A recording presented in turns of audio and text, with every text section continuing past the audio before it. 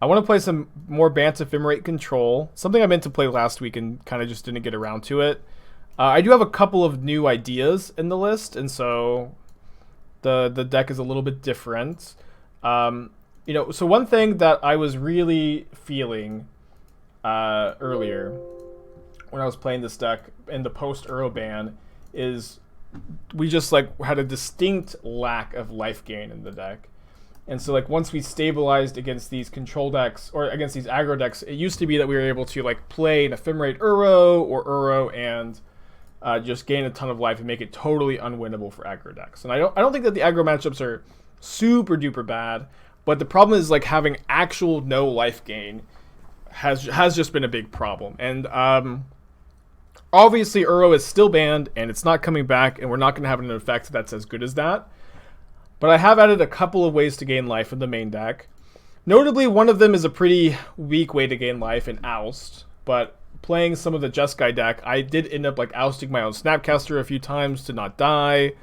Oust is also, I've been really, really impressed with it in Jeskai, and so I'm choosing to play it over Path today. But just being able to actually gain life with your Oust seems pretty important to me. It's obviously a very small thing. But Oust also lets you play Mana Leak. Play Lone Missionary, play Thragtusk. See, those cards both suck.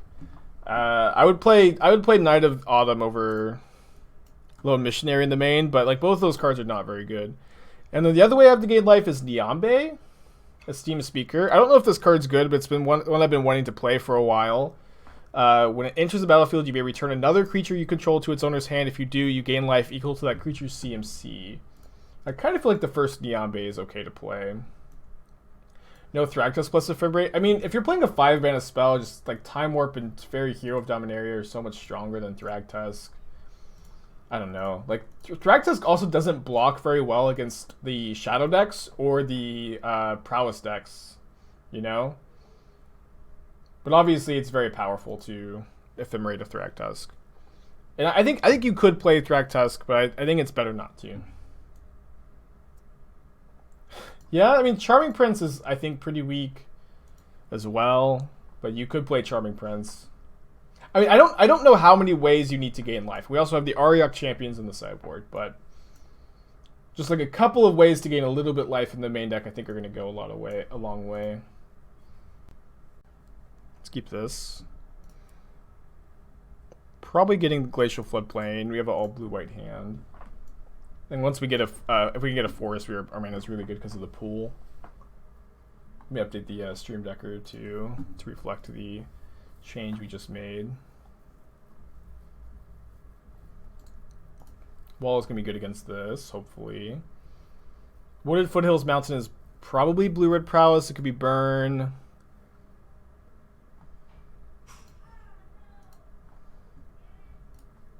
Esther just broke a class. I don't know if you guys could hear. Hopefully it wasn't a good one. One of the octopus cups. Oh no, it was a good one. I heard you say damn it. Did you hear this? Yeah, I heard the crash too. That was a good cup.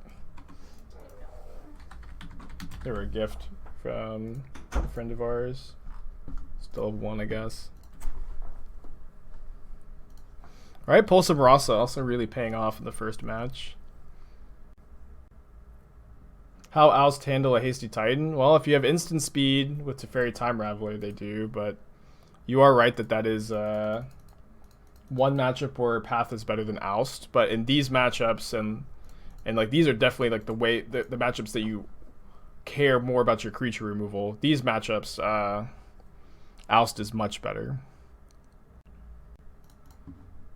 I'm getting basic island here. We have double green as soon as we play the breeding pool. So I guess we already have triple blue too. But it's possible we get to play this breeding pool tap next turn and not take damage off of it.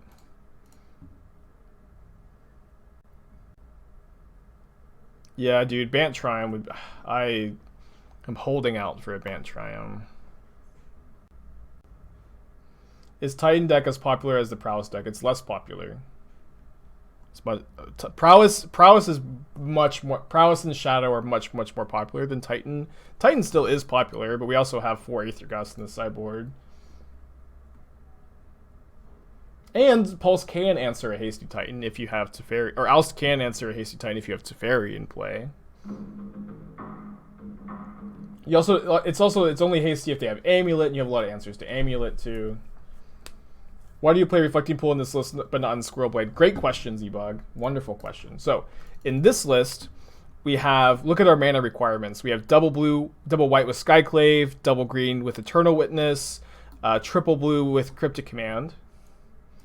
And if you look at Bant Squirrel Blade's requirements, we don't have any of that. We have 2 double blue spells, but no double white, no double green. And Reflecting Pool is good at casting those double mana requirement spells, but isn't really necessary to play for Squirrel Blade, which really doesn't have hard mana at all.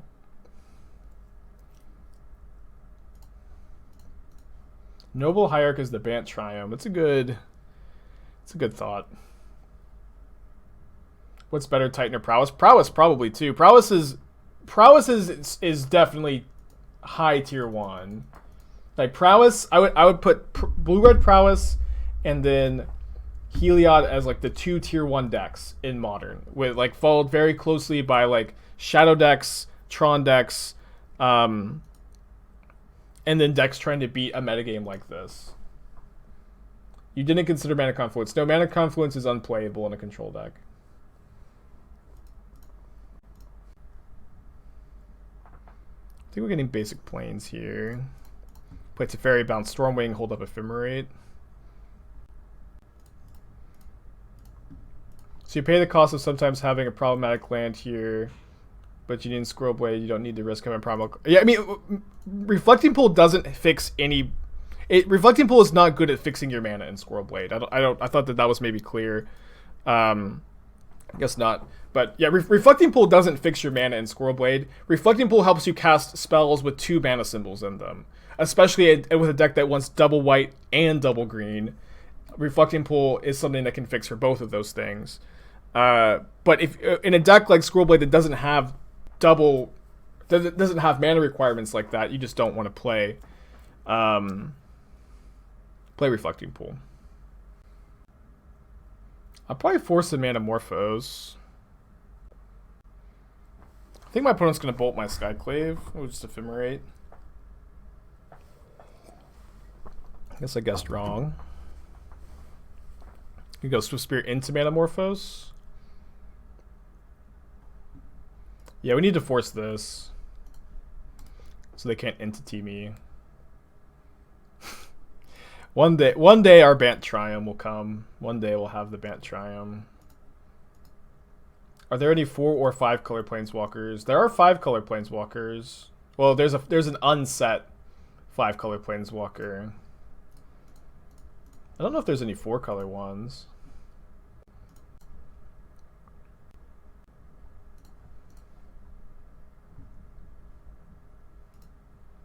You feel like they aren't going to print the other 5 color triumphs? They said that they intend to. I kind of want to just ephemerate the wall. Probably better to get these Swift Spears off the field though. Sarkhan has been red. Yeah, but there's not like a 4 color Sarkhan card though, right?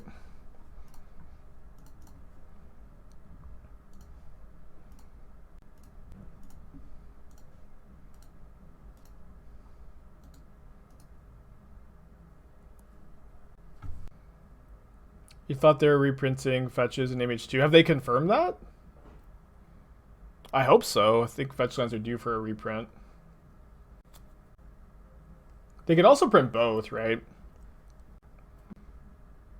I have more fetch lands I probably want to buy personally. Don't own that many. Burst Lightning targeting Teferi. Opponent's hand is now Stormwing Entity Mystery card. I think I'll Skyclave the Swift Spear. And then we have pretty good blocks where we can go block here, block here. Yeah.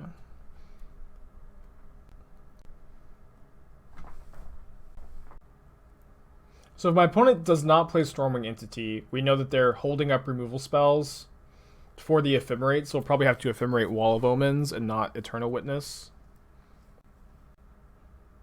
They missed a great opportunity to re-put the fetch land in time-shifted frames to match the Onslaught fetch. Yeah, people were also saying that fetch lands were confirmed for Time Spiral. I think it's just like a meme at this point that fetch lands are like a confirmed reprint for every set. Or at the very least, maybe it's an inside joke that I'm not on the inside of. Yeah, so our opponent we know our opponent has Stormwing in their hand, so they're holding up removal for the Eternal Witness, so we need to Ephemerate the wall instead.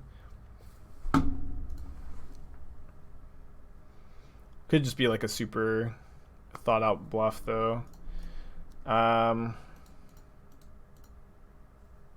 Yeah, let's not main phase the Ice-Fang because the Ice-Fang can answer the Stormwing, and my opponent has a 1-mana removal spell, right? Probably. So they're gonna want to cast it on their turn to kill this and then play Stormwing, or just cast it targeting whatever, kill Stormwing. Maybe the Skyclave because the Skyclave blocks the 1/1s. And then the Ice-Fang might be free to block the Stormwing going forward. D&D set confirmed any fetches Dragon Ball Z set. Oh boy. Yeah, let me respond with this and try to find Force of Negation. Or potentially Ephemerate to cast it now. It's a good draw, I guess. They're stuck on 3 lands, so sacking the mountain is not no cost to them.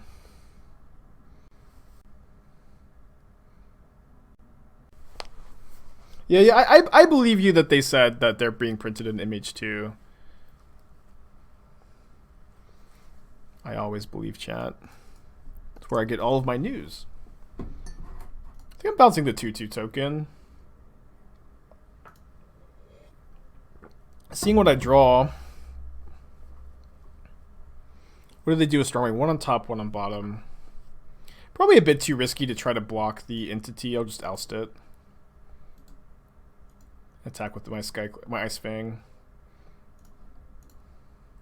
Am I excited for the DBZ set? I don't know that I would be. I used to be the biggest DBZ fan. I still like it. Honestly, I probably prefer Dragon Ball though to DBZ. Dragon Ball had so much heart. Any reason why the prices for enemy fetches didn't crash on MTGO? I mean, I think even with the reprints, I'm not sure, especially if the reprint is in a premier set like Horizons 2. It's, you know, fetchlands have been reprinted and still held tons of value in these premier sets. It's just like the demand is always going to meet the supply for fetchlands. They're always going to be really valuable. Obviously, they'll probably dip a little bit, but... What did I like about DBZ? I don't know. I mean, I was really young back then. I think that... You know, I also didn't have like a big frame of reference, so... I think DBZ is great for, you know, kids who like, you know... action anime. It's like... DBZ is definitely super duper influential as far as like the tropes that have been developed from anime and stuff. And so if it's like your first one, you know, you're not used to the tropes, it's really good.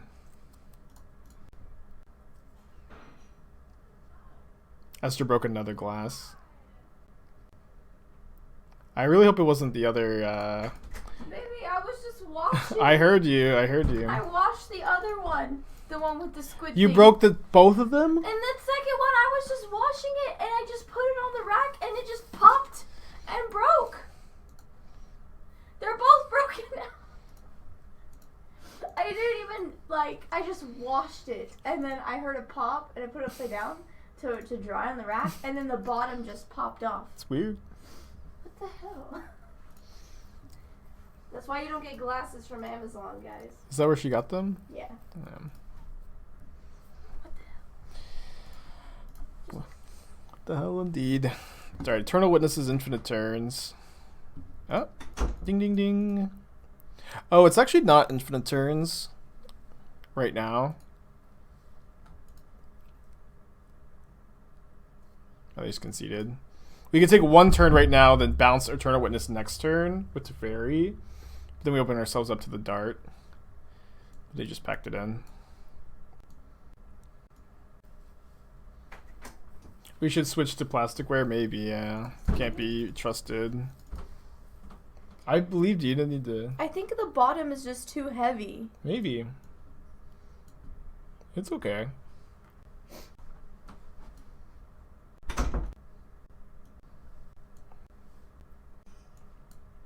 Something like this. Kind of do like Teferi in these matchups, especially when we bring in all these Aether Gusts. Not sure how good Niambi will be, but also kind of down to keep her, try her. Probably want 2 Cryptics. Maybe there's not room for Teferi. Honestly, maybe we should cut Niambi for Teferi. I feel like I think I just want to try this card out some more. Can I ask why no Path in the board? I'm of the opinion that both Oust and Ontanice are better than Path right now. I mean, you can obviously play Path, and I think this is one of the better Path decks. But I've been loving Oust. Oust has been so good for me, and Path has not been. Path is like specifically so bad against blue-red prowess, which is what we're playing against right now. I mean, sorry, when I say so bad, I may be being like a little hyperbolic, but Path is a good card against blue-red prowess, as any 1-mana removal spell is, but they can use that extra mana so well. So well. And when you have other options like Oust and Ontanice that are much better. Like here, like imagine if I had Path instead of Ontanice. I'm not feeling good about Pathing the Swiftspear, and I'm feeling great about Ontanicing the Swiftspear.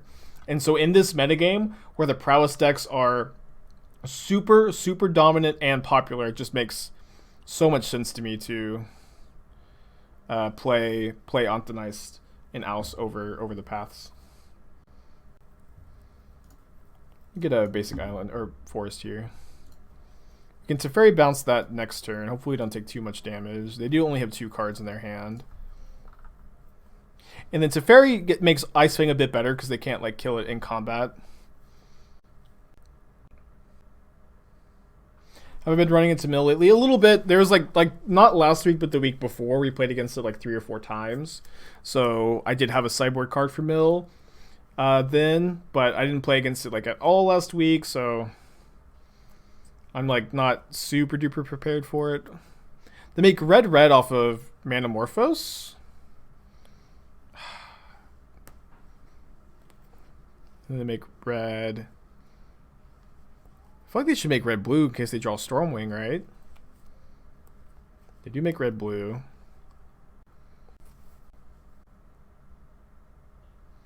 Oh, these extra sweet, but are squirrels still bad? Yeah, I've been still really liking the squirrel deck, yes. Alright, down to 7 life. Guess we're getting basic island here.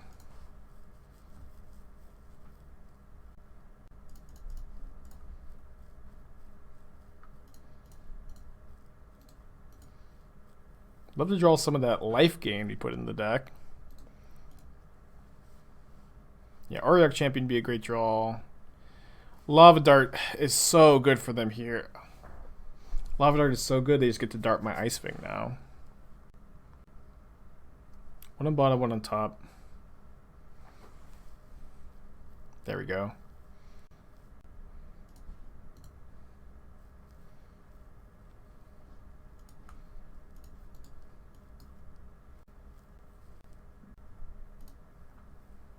Oh, now they get to Entity again. I already brought up anime for a bit, but has there been any manga I've ever read to completion? Yeah, I've read a lot to completion. I'm still currently reading Berserk. So, you know, I have 15 minutes of reading a year. And One Punch Man and Vinland Saga I'm caught up on, but I'm not reading anything else.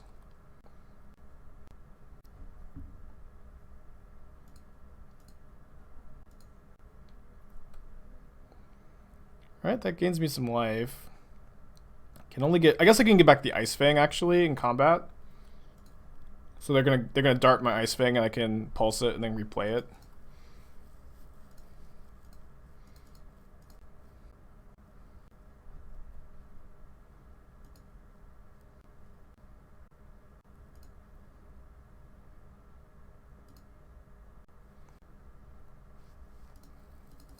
Wait, are they not darting my Ice-Fang?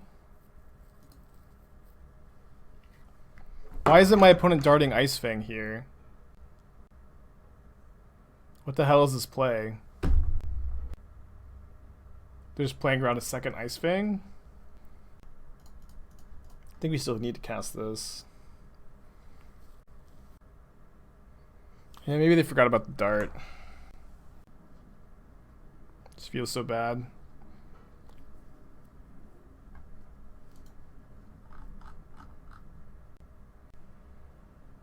We also could have maybe still, like, just not cast it, but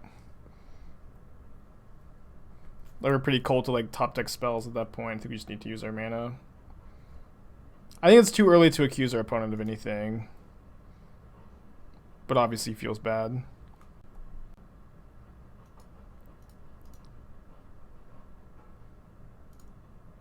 Maybe they're leaving up board for on board lethal next turn.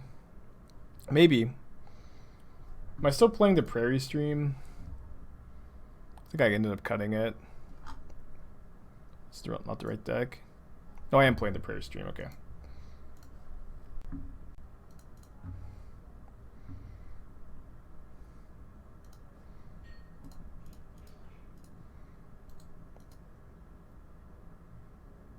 Yeah. I mean, they could be playing around like second Ice-Fang there.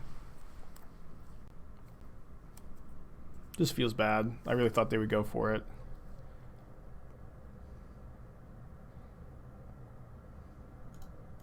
And maybe they forgot about the dart. I think we're supposed to gust this.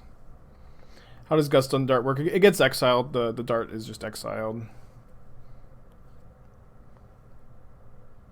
I mean, we're now just dead if they remember that they have dart in their yard. But I think they've actually just forgotten. Yeah.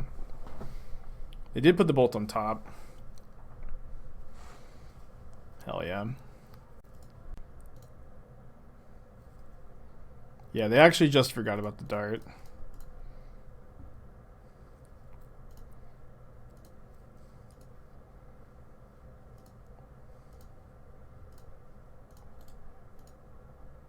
So they're drawing Bolt this turn, then Entity the following turn.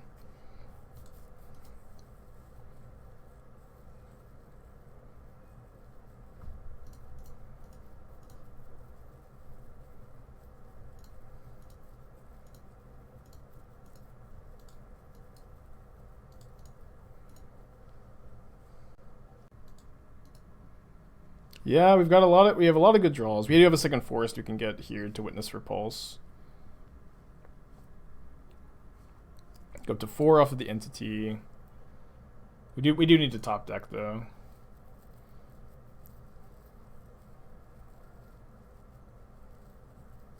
They put 2 cards on top.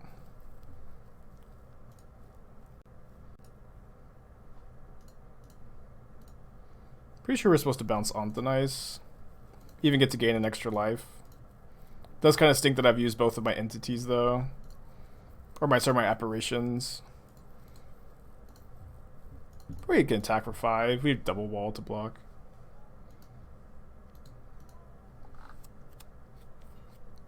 They did put 2 cards on top though.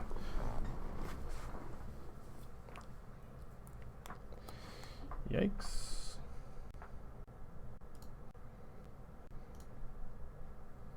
Kill Teferi. We're at 6. Big draw step. Big draw. I mean, we'll see if they remember that they have a dart in their yard. They, as of last turn, they still hadn't.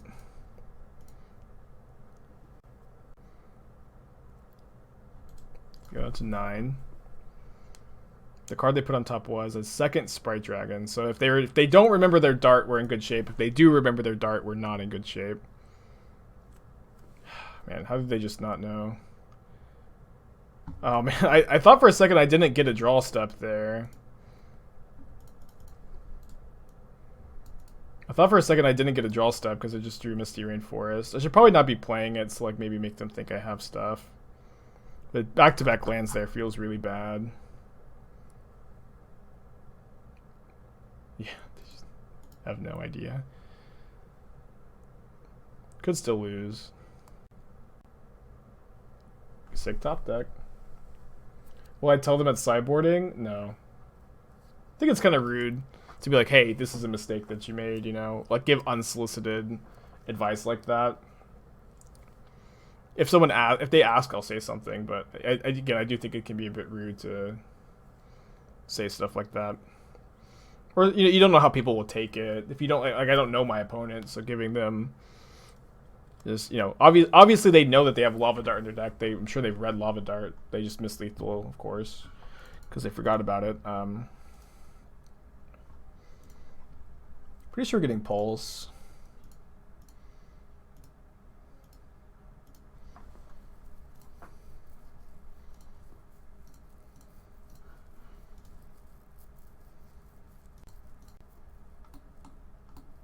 Oh, I'm out of snow-covered forests? Oh no. Thought I had one more. Obviously I don't, though.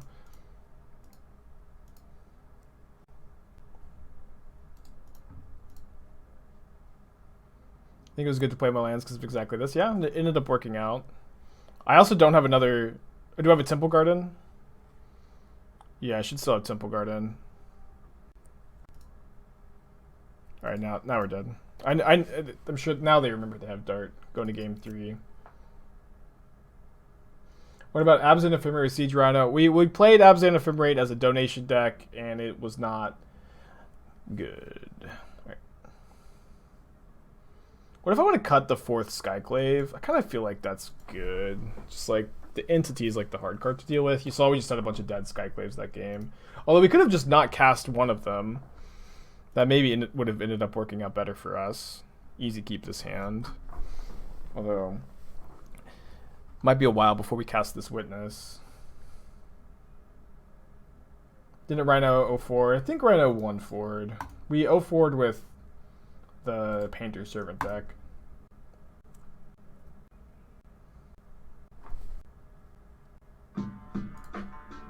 Blade Man, 9 months. 3rd Twitch baby born today.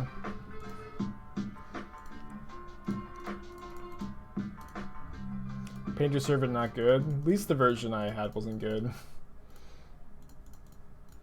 And I imagine Painter Servant's not that good in general. Hot take, Rhino was never very good in Modern. Yeah, I think it was like a fine card in Birthing Pod decks, and I know people played it. People definitely played Rhino in Abs and Midrange, and it was never that good there either.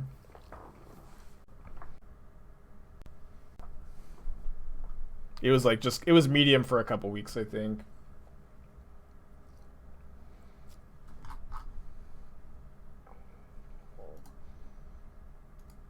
Well, if we draw 1 green source, we can pulse back the Prismatic Vista and then get a 2nd green source.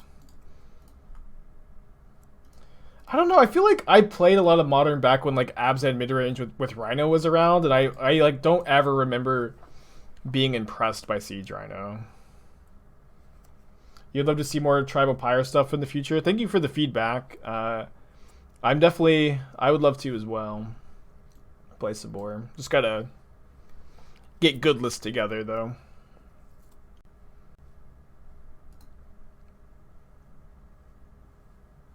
Like, one thing is I think Goblins is like clearly the best Pyre deck, and so if I'm brewing with Pyre, it's like going to be really hard to find a better one. What nerf would these weird prospects need to stop pub stomping you? I don't know. I think I'm still not answering ban questions. I don't know.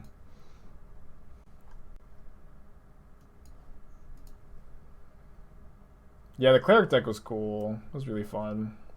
Hear me out, Pyre that involves Renegade Rallier. We've done it. We had a Pyre Humans deck that was actually had Renegade Rallier as a combo piece with Safi, Eric's, whatever. I guess I'll ephemerate this if they end up like pumping the Swift Spear a bunch. Is Pyre an actual improvement to Goblins? Or is it like... Pyre is absurd in Goblins, in my opinion. Pyre of Heroes is very, very good in Goblins. In my opinion.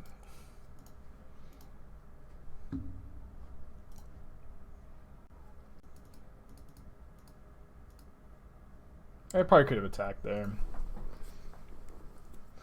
I answering questions about Ashiok? I guess I just did. but probably not too many.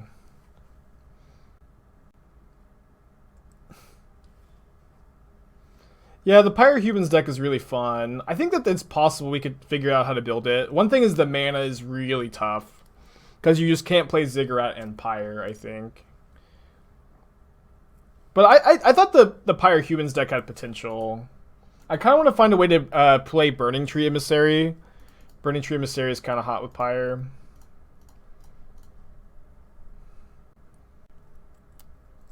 So if they double burn spell, it's fine. We'll respawn with Ephemerate. Oh, kick Burst Lightning. Still responding with Ephemerate, I think. They'll stink to lose one.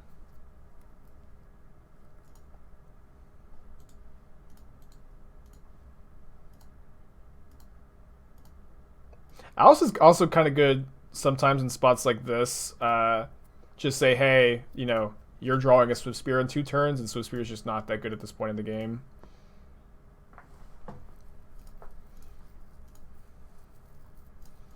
So I'm going to pulse it now so that it doesn't get spell pierced and so that I can just fetch a tap Breeding Pool. Yeah, good chat suggestion on the pulse. Pulse felt really good. Really good this match. Mana, but and maybe you could make it better, but like just not being able to play Ancient Ziggurat is such a beating. Such a beating. I think we're getting Glacial Floodplain on turn 1 here. Not sure what my opponent's up to over there. Maybe Squirrel Blade.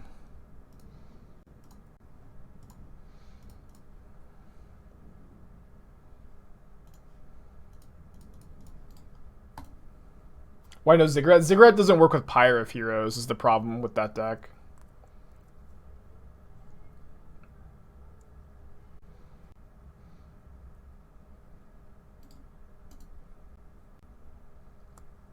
Some Bant Mirror. Sure thing over 9,000. Glad that you like the deck. It is we are playing a Soul Herder / Ephemerate mirror of some kind. I kind of just like Skyclaving this. I think we need Temple Garden.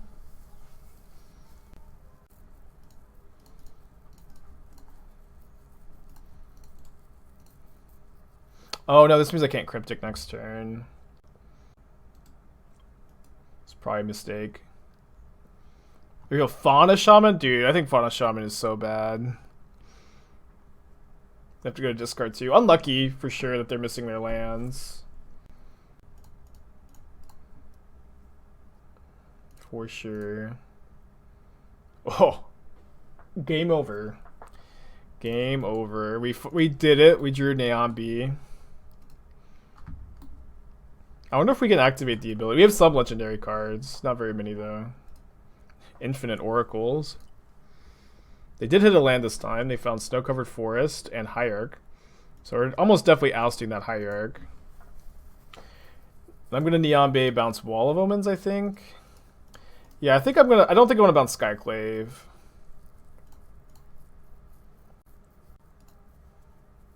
Wow, we did it. We did it, gamers. Do you want to trade Skyclave for 2 Oracles? I don't really think I do. And leave this in play to flicker. They drew another land. They're drawing a Hierarch next turn, which we get to oust.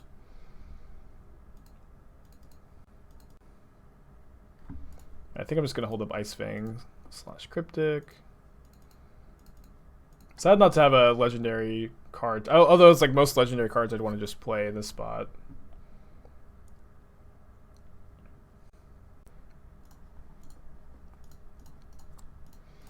I think I mostly just want to use my Cryptic here.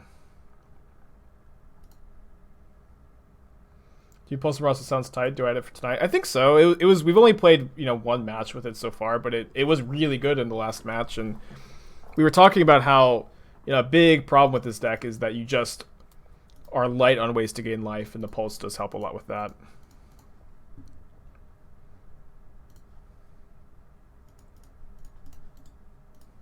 A lot of good draws here. My opponent has counterspells too. Old counterspell Fauna Shaman deck. Oh. Alright, well I guess you can have your Hierarch. Legendary land to discard. Does this... Oh man. I don't think we can afford to play legendary lands. Our mana base is like pretty shaky as is. But that's a cool idea to play this with legendary lands. Definitely a cool idea. Oh, I probably should have got another white source. Doesn't matter a ton though. I think our mana's pretty good. As is. Ephemerate's a good pickup. Obviously, if we draw Eternal Witness, we can very easily threaten infinite turns. Don't mind drawing Mana Leak either. Any tips for going a stream to come anywhere near mine? I usually say, you know, basically the same thing. It's like, if you want to become a streamer, like the first thing you need to do is establish what your goals are, right? Do I want to exile the Hierarch? Kind of do, kind of don't. Let's do it. I think they're kind of choked on mana. This also makes my Mana Leak a bit better. Like you have to establish your goals. Like if your goal is just to get viewers, the best way to get a lot of viewers, in my opinion, is to have a good stream. You know, and so find out what your strength is as a potential MTG streamer. You know, are you a specialist at one deck? Are you a good brewer? Are you a good limited player? And then try to make your stream as good as you can possibly can, and then stream consistently at the same times, and then just grind for a long time. At least that's what my approach was. Make stream good, stream as much as you can. The end.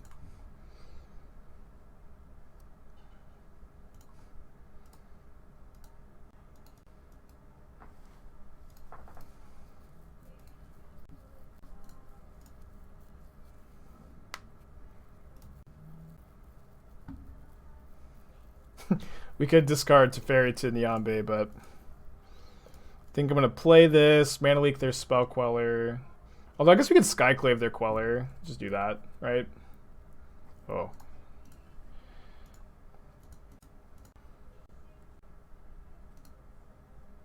So you can bounce the token. Probably better to attack with Ice-Fang and bounce it.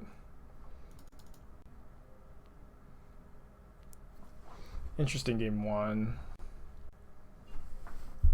I feel like the spot removal is not that good in this matchup. Probably want the Teferi. Playing Coco. I think this is probably not a matchup where we really want Pulse. Probably afford to cut the third wall. Maybe play the first Auntanice. Maybe Auntanice a bit better than Oust. Play like 3 spot removal spells that aren't a Skyclave. Skyclave is the best spot removal spell by a lot. And keep this. Oath of Nissa is kind of cool. I mean, I think that you probably don't want to go like very in on that synergy, the discard part. But these are all things. Guess I'm getting Temple Garden. It's a good hit. Guess they have Ephemerate in their hand. Whenever I see 5 mana Teferi, I wonder if Toski would be better. The main reason I think to play 5 mana Teferi instead is so you can have an out to infinite life against Heliod. But I don't think a Toski would be bad. Card's really good, of course. Toski plus Wall of Omens is kind of a nombo, though. Yeah, Oracle really shines in these kind of matchups, but Oracle is also real bad against Prowess, which is why I don't choose to play it. I think I'm going to Auntanice this so they can't get value out of their Rebound and Ephemerate. And then getting Glacial Floodplain allows me to cast Cryptic. Although I guess I was maybe supposed to prioritize getting Breeding Pool so I can cast Ewit. It's maybe a mistake there.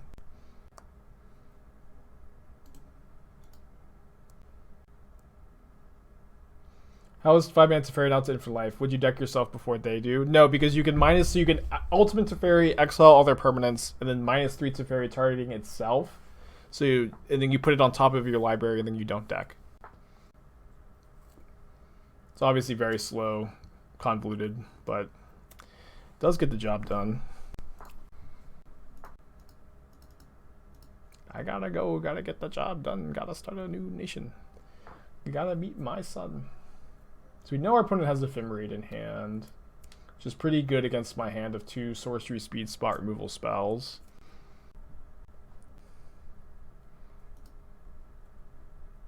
And another Oracle.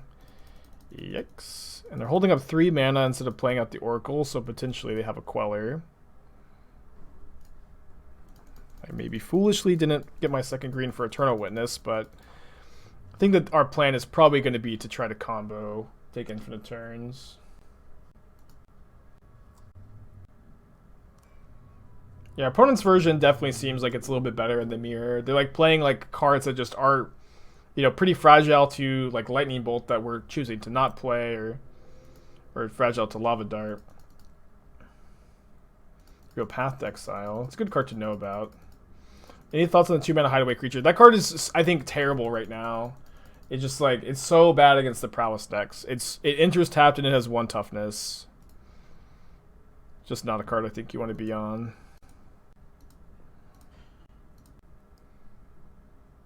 But it's going to really shine in like the Bant Flicker Mirror, right? Which you probably don't need to prepare much for. You could let them path me into green. I mean, how do we make them path us? Like, my opponent's not pathing Ice-Fang on blocks here. So I'm going to Ice-Fang. If they Queller, I'll Mana Leak Queller, I think. Play the Witness. I don't have double green.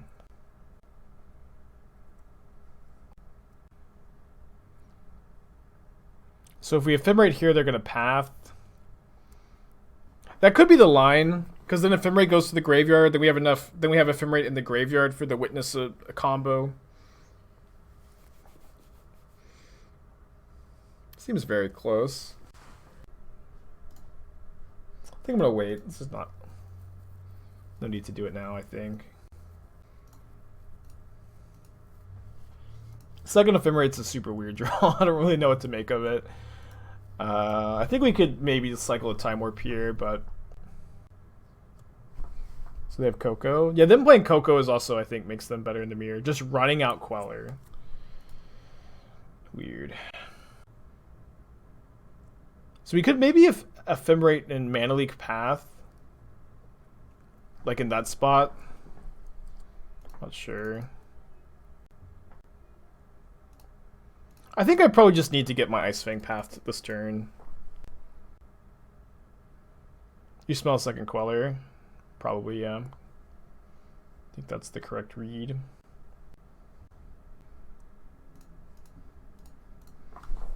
We know that they have Path plus Ephemerate up, so they can Ephemerate their Queller in response to this.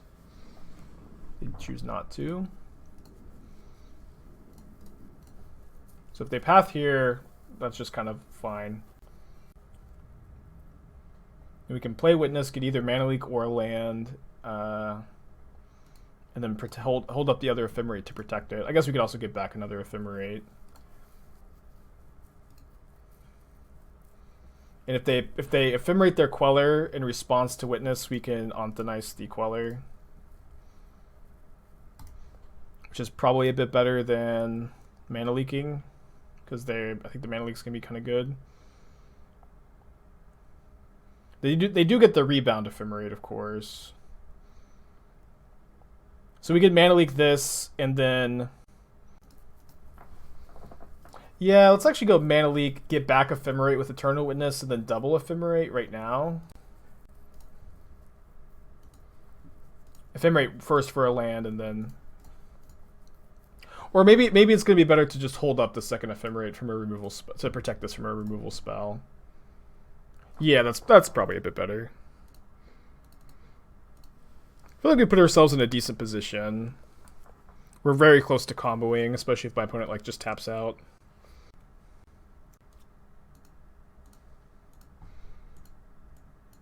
We don't know any card in our opponent's hand. We do kind of suspect another Queller.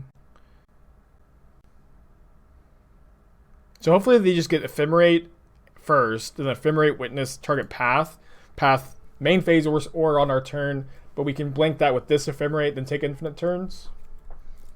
That's what we're hoping for. It looks like we're gonna get our wish too. Well, I guess if they have a... We know that they have Ephemerate in their hand. If they have another path, we get blown out. But really not much we could do in this spot to prevent that.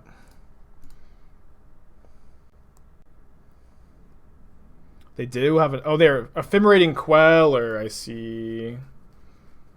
I see. Can maybe work with this, though. We do lose our rebound Ephemerate. We lose a lot here. Getting another forest. So their hand is currently Ephemerate, 2 unknowns. Lose this. But we can go Skyclave. I think I'm still holding the Time Warp. We go Skyclave Queller, respond to the ETB trigger with Ephemerates. To exile this permanently. Then we get to Ephemerate the Eternal. We get to exile the Eternal Witness with this trigger. Then we get to exile the Coiling Oracle with the next Ephemerate. And then we can Onthanize and stop their rebound from triggering. They are going to get this 3/3 token. Is it better to exile this than to fizzle the Ephemerate? I think we probably just need to fizzle Ephemerate here. Kind of close, though. I think this is just like the only line we have. Well, I mean, the other line of exiling the illusion token, but I think this is the better line.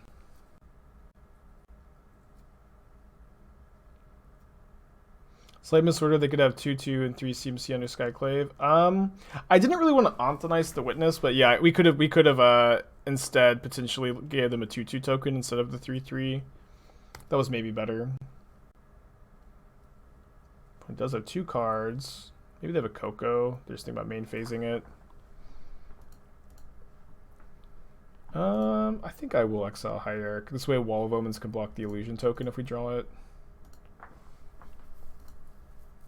I know it gives them another illusion token though. No wait on the Oust. There's Wall of Omens. So they might have Queller for my wall here. We can oust the Queller. Try to stabilize.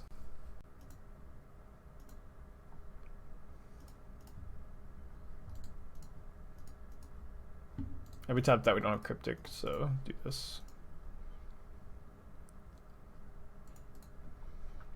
Yeah, currently not dead next turn. Poggers. What a comeback, man. Whew. Bounce this token. Play another wall. Wow. Oh my gosh.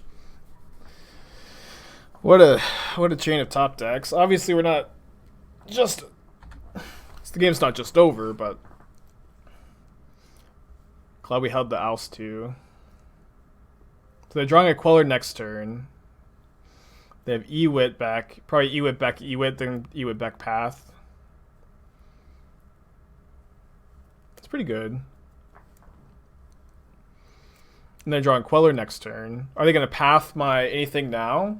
I think I have one more basic. Maybe 2. I guess that's 3 lethal attackers, huh? And then they get to remove one of my blockers. So we need to draw something next turn, but we have like just infinite outs, and this 1/1 token is not a lethal attacker. I really don't want it Teferi minus, of course. Yeah, that gets the job done. I can Teferi and Skyclave, right? Yeah, easily. Or I guess 1 extra mana. Niambi! Hell yeah! Awesome. That's actually looking pretty good here. She hasn't been bad so far. We've cast her. This is the third time we've drawn her, and she's a welcome addition to the team. Teferi and Niambi. I don't know if I'm saying her name right, but it's a pretty cool, very flavorful deck. Going to get in the same turn cycle, casting both of them. My opponent's drawing Queller. Obviously, we don't need to fear it because we have the Fun Raveler. Fun Raveler means you fear nothing. I mean, don't really know what this attack is. I guess maybe we could. I mean, Ephemerate's not even that good because we have Teferi. We have both Teferis. Niambi and both of her different timeline fathers. So should I bounce Skyclave to deal with this? Probably should. To gain another life too. Have I played again Teamer Control after last 5-0? Yeah, and I think the deck's bad, sadly. Sad to report. The Teamer Kazuma Control deck, I think, is a bad deck. Guess I was probably supposed to main phase Ice-Fang first. Probably right to do it now. But if we had drawn Ewit, I think we would just win.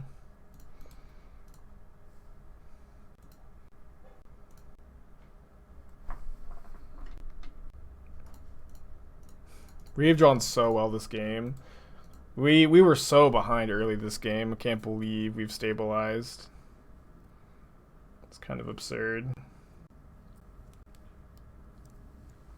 So probably minusing this Teferi. I'll plus this one first. We could also discard it to draw 2 cards. It's probably better, right?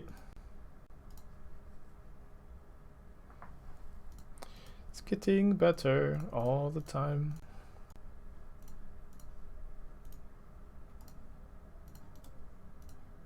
Cryptic, I imagine, is going to seal the nail in our opponent's coffin. Block, block, block. Yeah, okay. We have an attack here too. Yeah, I think that she's been good so far. Not sure that she's going to stay in the deck forever, but we've drawn her 3 times so far, and she's been good every time we've drawn her. And again, like, one thing this deck was really thirsty for after the Uro ban has been just any way to gain life in the main deck. And so, like, 1 Niambi, 2 Oust, 1 Pulse of Murasa, I think is pretty nice. So I probably want to get Breeding Pool with Flooded Strand with this hand. Go Breeding Pool Basic Island. What do I think of Company plus Ephemerate? I mean, you can afford to do it if you're not playing like Cryptic Command in a deck like this. Like you can afford to play some non-creatures with your Ephemerate decks.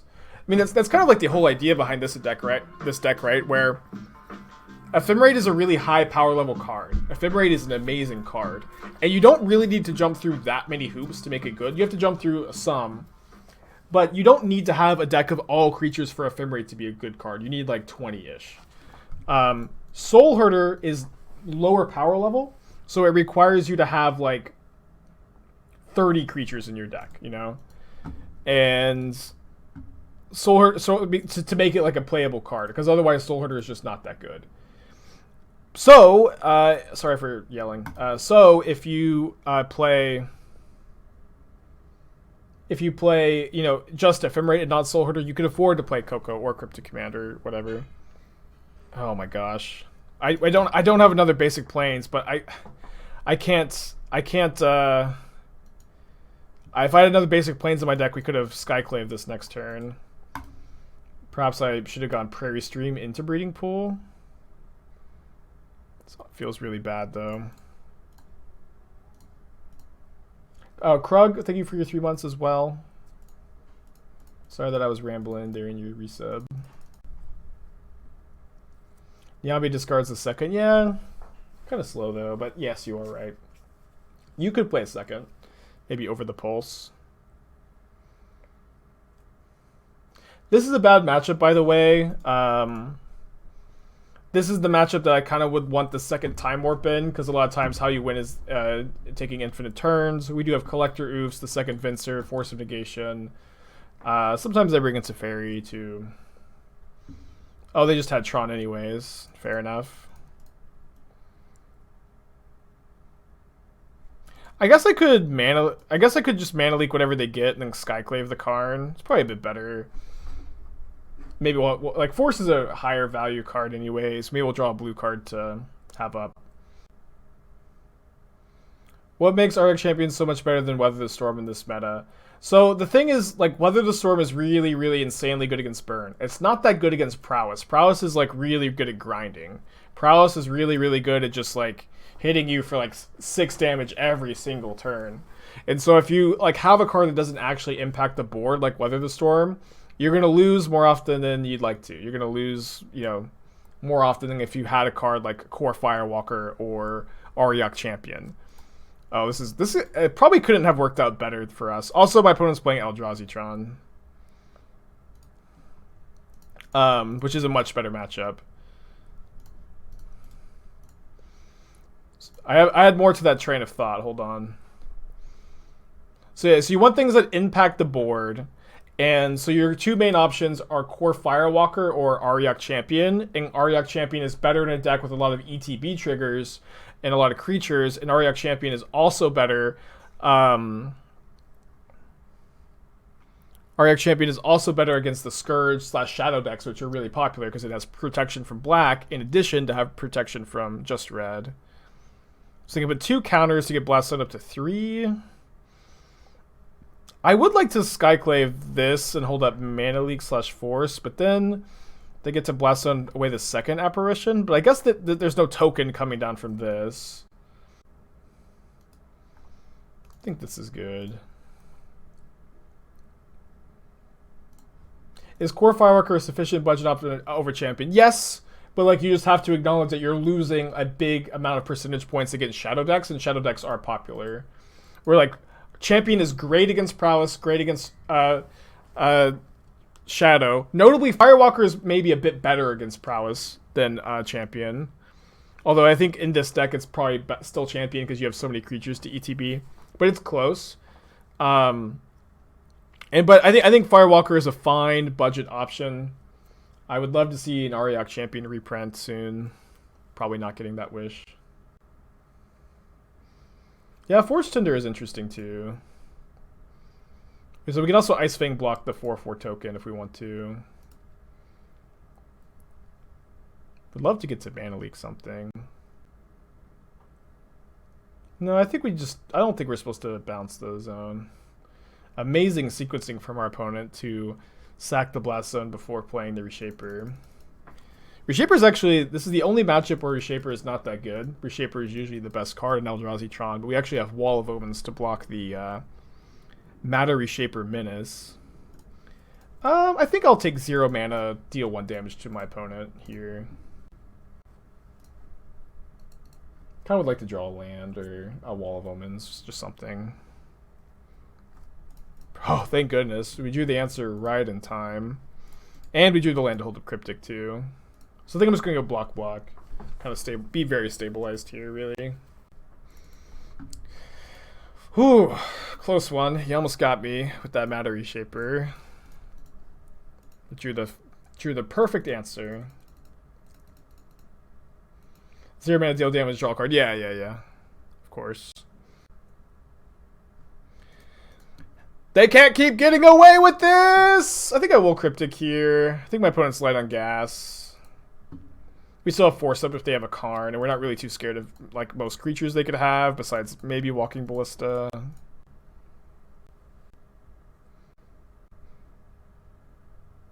Bounce Tron lands? I feel like bouncing Tron lands does like nothing here, right? They just replay it. They only have 1 card in their hands. What is bouncing Tron lands doing here? Just stopping you from drawing a card. Does Mono Red Prowess play any Bone Crusher? There's a version that does. It's like a more mid-rangey, grindy version.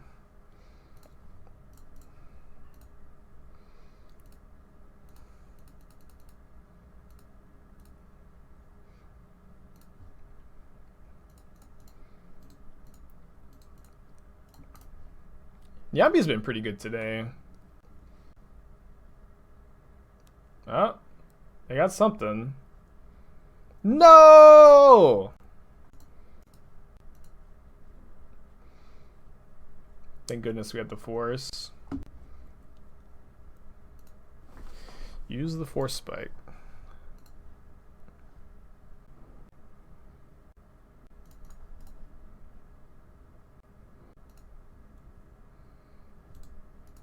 No, drawing a few too many lands, but I think we're still doing good. Definitely still ahead. Even have an attack here.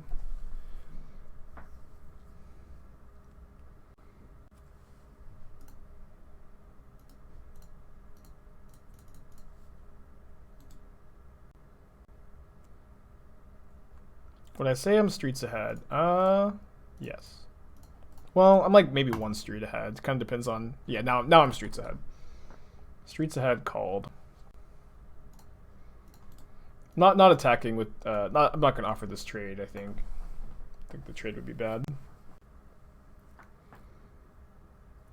Could definitely still lose. I would love for them to draw Ballista and just sink their all their mana into it. Could maybe play this to thin a bit. Get the Floodplain. So playing that's a bit weird, right? Because they have the Scavenger Grounds. But... Yeah. So I guess what we were going to want to do here is play Eternal Witness, and then this will make them crack the Scavenger Grounds. And then we can counter whatever they play, bounce Niambi or Eternal Witness, I guess. And then, you know, we get to rebuy Cryptic Command if we bounce one of our creatures. But my opponent forgot they had Scavenger Grounds and conceded, which is pretty nice for us. I do usually prefer Anthonice as my removal spell of choice against Etron. I don't think we need that many removal spells. Like Ice-Fang is so good against them. We have Skyclave Apparition to answer some of their creatures. Also answers Karn, Mazemind Tome, Chalice of the Void really well, Walking Ballista really well. Probably do want the 4th Force. I feel like I'm scared of their non-creatures way more than their creatures. I might play Collector Ouphe on the play to get map. I don't think I want to play it on the draw. I think I probably don't want the Mana Leak, so you can leave the Logic Knot in, though. Can probably cut the Wall of Omens. Oh, we went Venser number 2. Venser number 2 is great in this matchup. Anthonice not a liability versus Blaststone and map. Well, the thing is, like, you're Anthonizing, like, Matter Reshaper, usually. Matter Reshaper or Reality Smasher, and what's nice is, like, you're not triggering Reality Smasher's ability. You're not giving them a land or a card off of the Reshaper, and it's like, and again, it's just like Ice-Fang like deals with all of their creatures, and so if Anthonice is only a temporary solution until they blast zone it, it's like not that big a deal. Anthonice also just deals with Ballista permanently.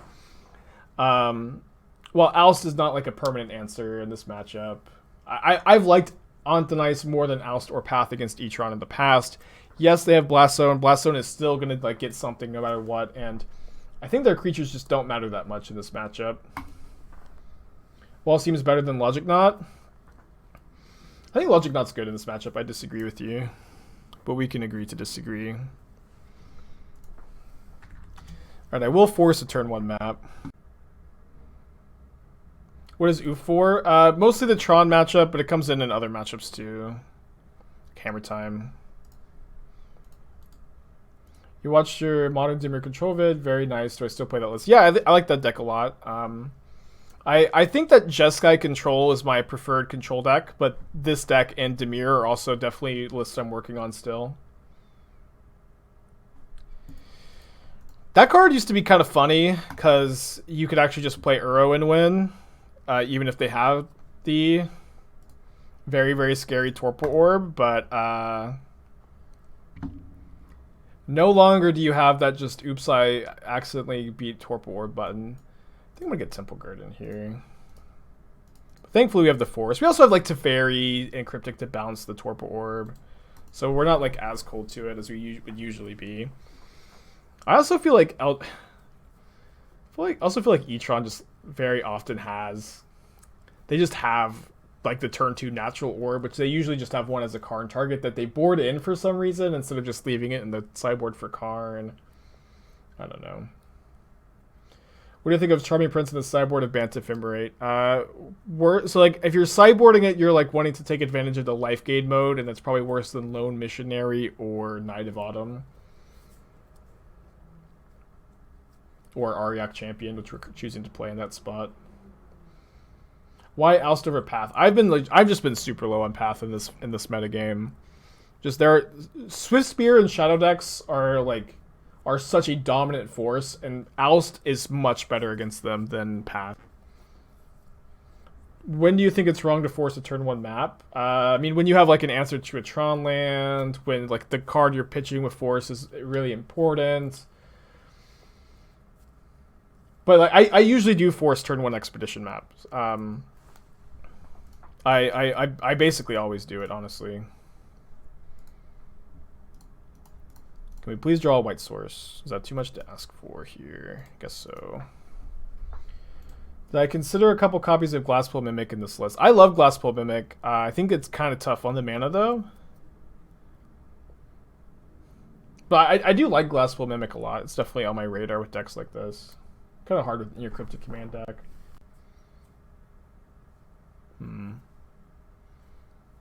Nice curve, opponents. Let's go to game 3. Turn 2, Torpor Orb. Turn 3, Seer. Turn 4, Ugin. Pretty good. Yeah, I do think I want Ouphe on the play. I think I'm going to cut the Niambi and the 4th Ephemerate.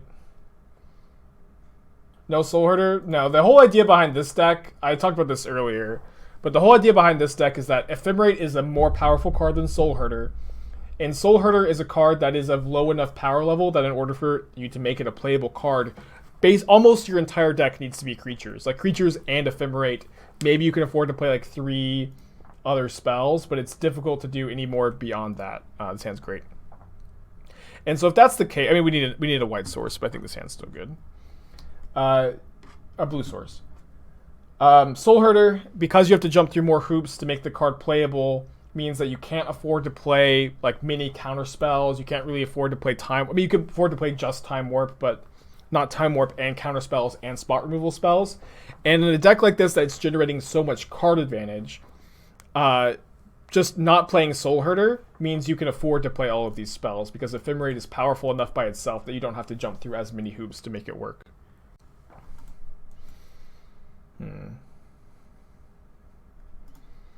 Well, I'm going to play out the Collector Ouphe. It's good against if they have Mazebind Tome. 7 card hand, turn 2, Thought-Knot Seer.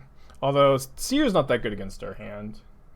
So no deck tech today. We've already done the full amounts. You can still do deck techs for $5, but they just become too much if I allow infinite channel point deck techs. I should maybe raise the price on the channel points too. Is Resto not good enough? I mean, your 4-drop slot's pretty clogged if you want to play Cryptic. Resto is okay, but probably not correct to play in the deck. When can we expect to see the Dimir list played again? When I feel like it. When my heart takes me there. I don't like scheduling to play specific decks on specific days.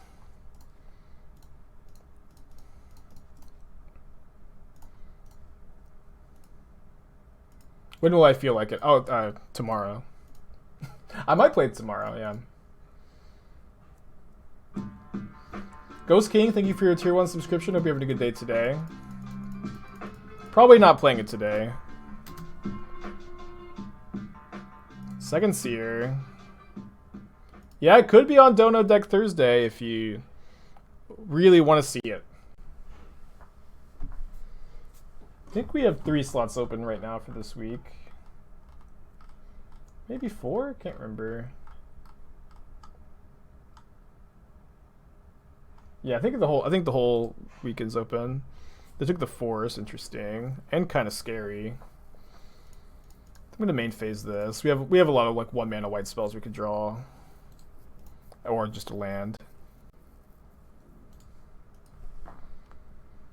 No Karn, no Karn, no Karn. Maybe Karn's not that bad. No, Karn is that bad. No Karn, no Karn. Although Ouphe does make Karn worse. And we saw last game that they had boarded in their Torpor Orb, so they might not be able to just grab that.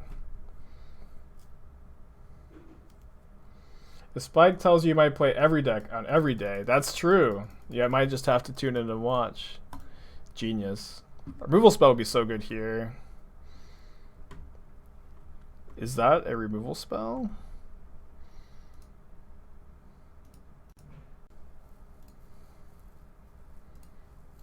That kind of is. Where to donate? Here's the info.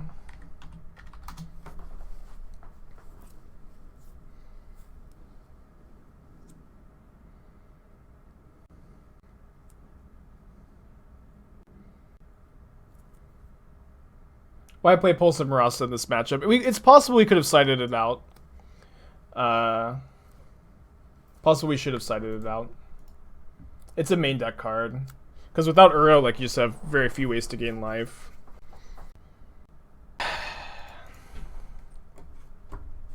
Temple. Tron. Oh boy. Temple, Tron.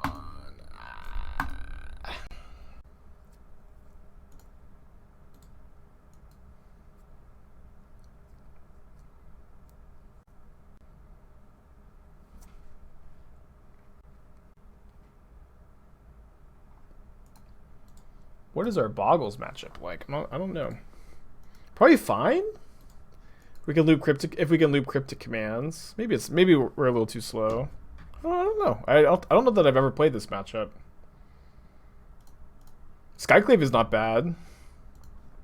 His hand's like pretty slow on the draw though.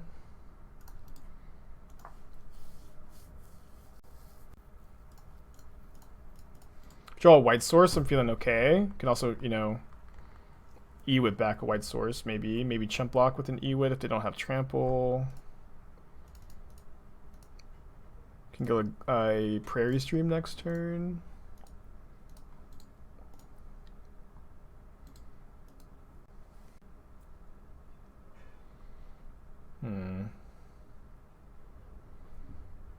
So I'm probably exiling the Griff Spoon down to 3 life. Yikes. But they're down to just 1 card in their hands. I guess they have the Luris too. Boy, you might be stabilizing.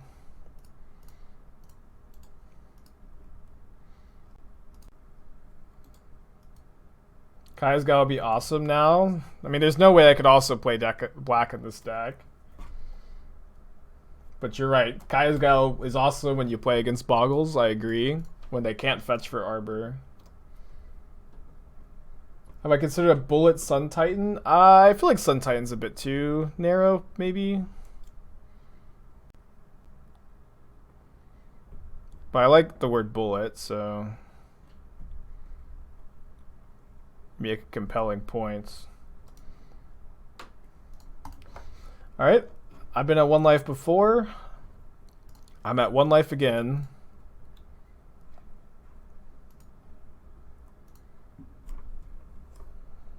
I guess I'll get the Mana Leak.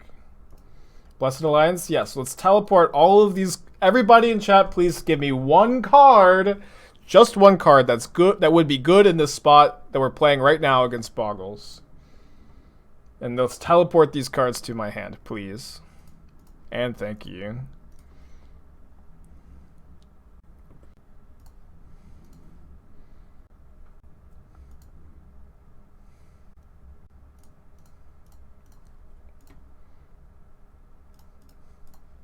All of these cards will enter my hand if chat can will them together. Will them to enter my hand.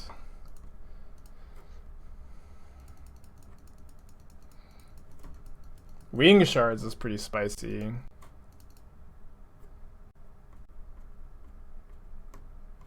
I think we're actually just kind of doing fine here. We can just deal with any trample enchantment. Yeah, we could just deal with any trample enchantment at instant speed.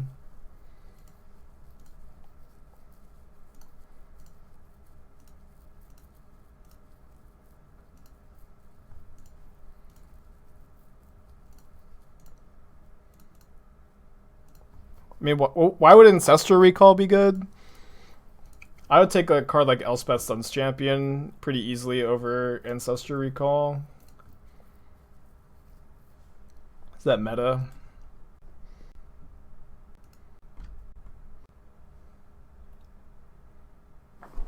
So we can maybe save Mana Leak for Lurrus.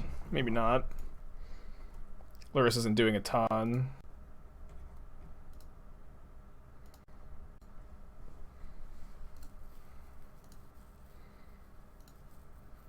I don't know. I feel like Ancestor Recall is just not that good a card. I wouldn't play it in this deck.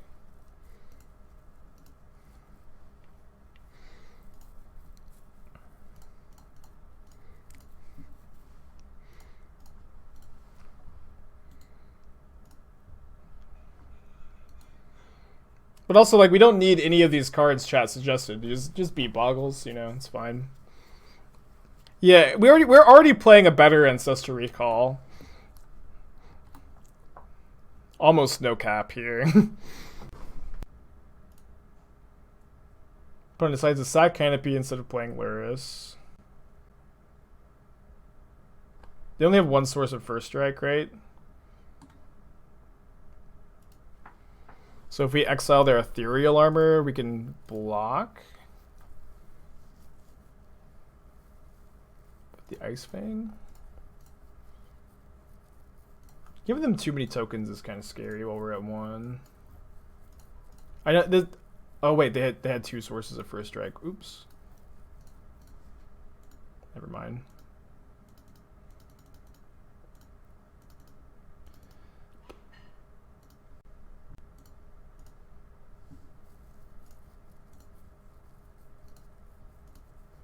I don't know how bagels work.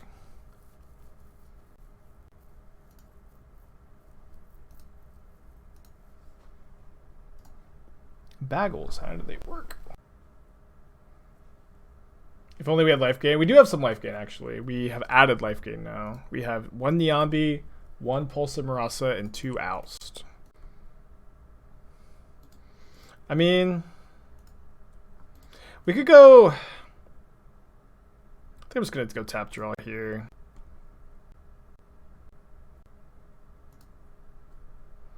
Yeah, I mean, I think this game is pretty over. Like, they can't really do much about, like, the Cryptic Command loop. Not that we even need to continue it right now. Drawing 1 non-fetch land would be pretty nice, too.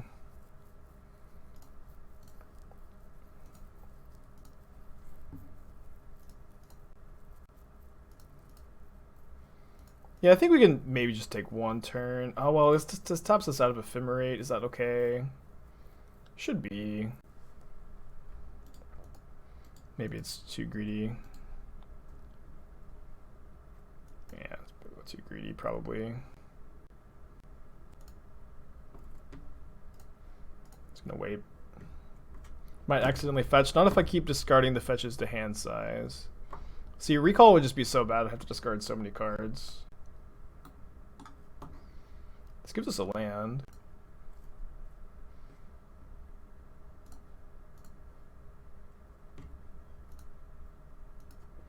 We actually get to kill the scout. I guess... No, we would have only got to kill the scout if we exiled both Umbras. Yeah, I think I'm just letting this resolve. Then blocking with Skyclave Apparition, Flickering Apparition, and exiling the Rancor before damage is dealt.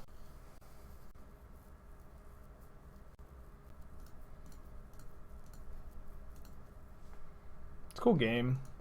Yeah, I don't think we need to leak. And I kind of want to leak their Lurrus. Or save the leak for Lurrus.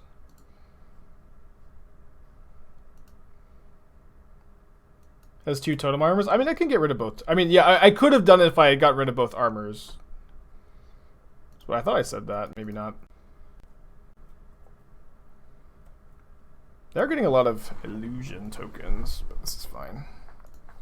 We also can just like start looping Cryptic if we really want to. Just love to find 1. Okay, they concede. Blocking the other kills the 1/1. Not if I flicker the Skyclave Apparition in combat.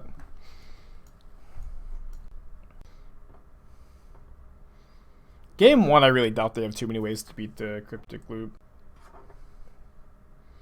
Probably want like 2 on the nice. I don't know. We have all these Skyclaves that can answer. We have Skyclaves and Teferis that can maybe deal with Spirit Dancer. I'll play like 1 on the nice.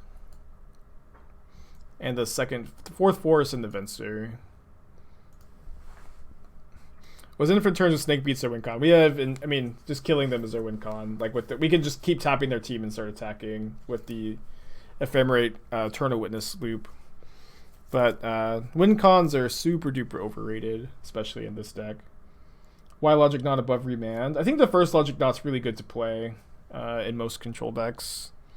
Just not that high a cost, and I think you could play Remand instead. I'm just kind of choosing to play Leaks and the Knot because I think they're a bit better against the Prowess decks.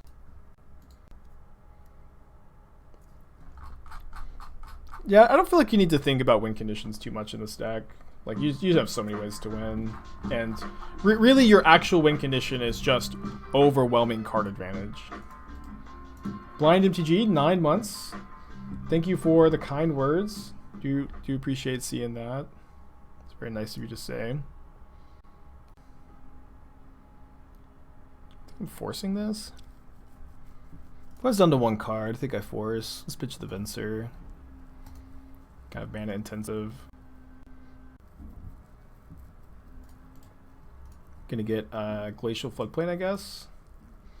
Maybe I could have kept Venser over to Teferi, because maybe I get to like bounce the Umbra and kill the Boggle. Put Lurrus into their hand, which you can on the nice. Yeah, I was probably supposed to keep the Venser, actually.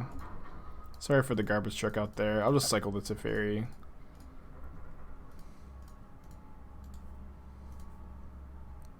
Yeah. Council's Judgment would be an interesting modern card. I also like. I don't really love the idea of having those kinds of cards though. In modern, like just like cards that are printed for multiplayer games in, you know, regular 60 card constructed formats always feel a bit weird to me. I'm just never that happy to see them. Flood. Do you have cards with partner in modern? No, I don't think so. I think they're all just legacy. Yeah, Monarch is like a mechanic that is really, really cool and interesting in EDH. It's just not that into it in modern or legacy. Popper. Good sequencing. Alright, spell please. Alright. Kind of. Or Breach and Op Agent would be interesting, I guess. I think they'd be worse in modern than in legacy. For whatever that's worth. So if my opponent has a land, they can Lurrus this back, but I think I'm still going to counter draw. Their hand is Lurrus mystery card. So hopefully their hand is like Rage of Urge Thicket.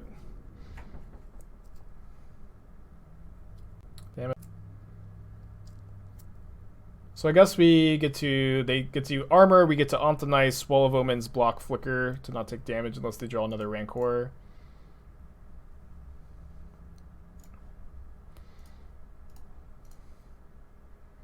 So I guess I was supposed to play Wall first.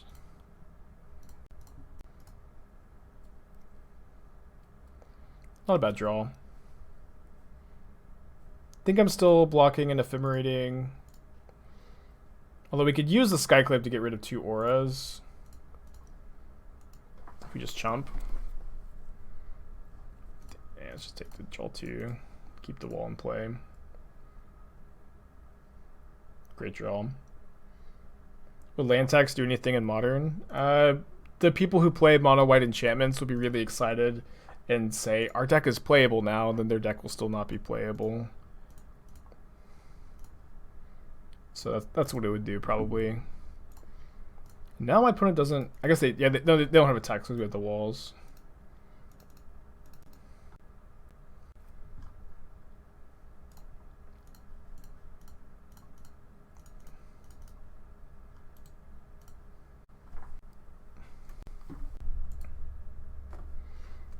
Who am I? Yama Killer? Get Mana Tithe like that?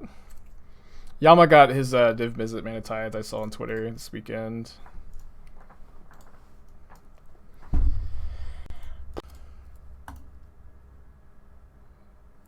Can't believe I played into it like that. What a punt.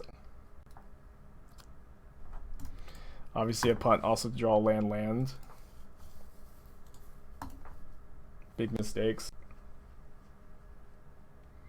But now I can probably play around Mana Tithe from here on out.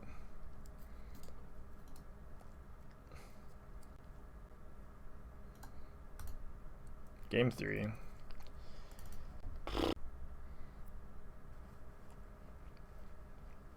Should you play the fetch? I mean, yeah, like thinning is definitely a conversation there. The problem with like fetching to thin in spots like that are our life total is definitely really relevant in this spot. But maybe I should have, I mean, obviously I didn't want to draw the cards that were on the top of my library. So very clearly mistake to not shuffle. Double Skyclave's kind of nice. I'm going to keep. Probably going Floodplain into Temple Garden with this hand. I probably don't want to fetch the Bant Triome here. Put him ult to 6. Haven't thought about Elder Garg. I mean, I like Elder Gargaroth a lot as a card. This deck already plays a couple 5-drops, though, that I think are better. And playing a creature without an ETB trigger is like a little awkward, but just saving Gargaroth from removal is also kind of nice.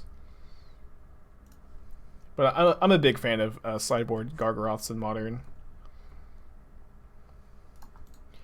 Well, Niambi, you have to be an Ambush Viper without Death Touch.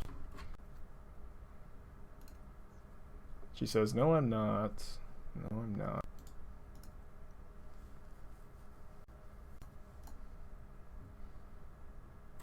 I was kind of excited, though. They just had Rancor.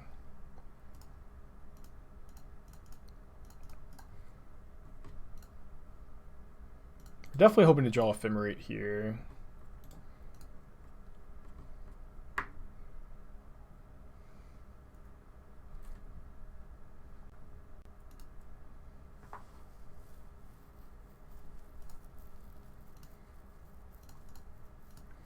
Yeah, so I'm going to Skyclave the Griffspoon, attack for 2. The next turn, if we don't draw a land, we can Eternal Witness back a land and hold up either one of our 2-drops.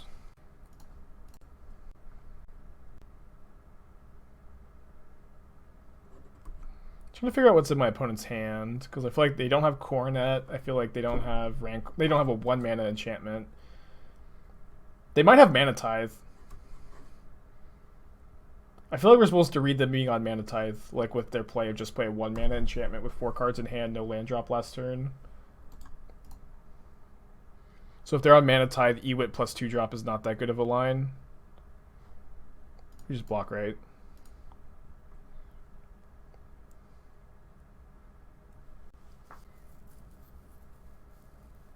Yeah, I think we're supposed to read them being on Mana Tithe. We saw Mana Tithe last game. I think I'm still witnessing back a land, though.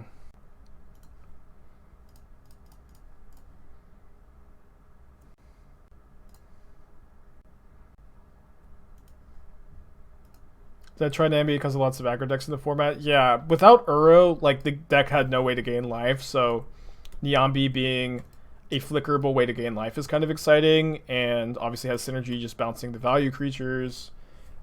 She's been pretty good. We're playing 1 Niambi, 1 Pulse of Murasa. We can also oust our own creatures in some tight spots.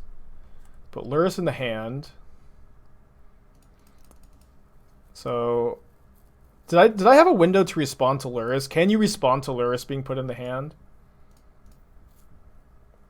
I don't actually know if you can.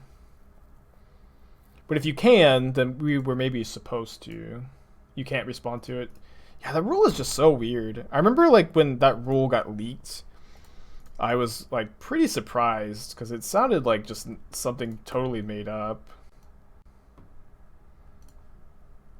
Just such a strange ability. And my opponent definitely has Mana Tithe, by the way. It's a special action like Morph. It's just so weird. So they have Lurrus, we have them red as also having Mana Tithe. We could be wrong about that. But it makes a lot of sense to me. How did I want to try to react to it? If we could have played Niambi before they played a land, so we could have not got by Mana Tithe in that spot.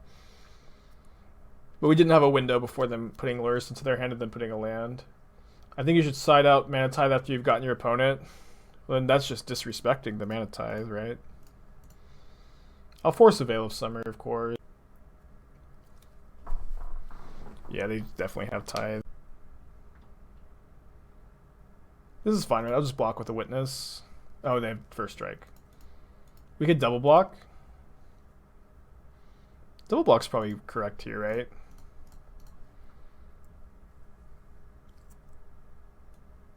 No shot, Boggles plays Veil? Why? Why can't Boggles play Veil of Summer? People always keep saying there's no chance Boggles...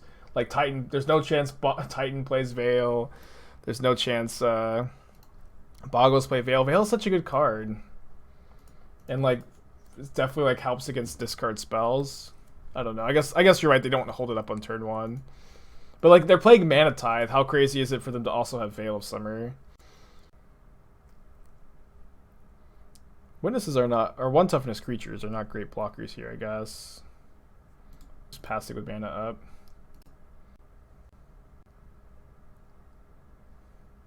Yeah, stop Liliana Edict. I just for someone to say like there's a no chance that a linear green deck plays Veil of Summer just doesn't make any sense to me. I guess I'm just gonna block like this. I think we probably like obviously this trade doesn't feel very good, but it's a trade that's gonna happen. I was thinking about double blocking Niambi, bouncing a Witness, gaining 3, but then that plays into the Veil, the Mana Tithe if we also want a Cryptic.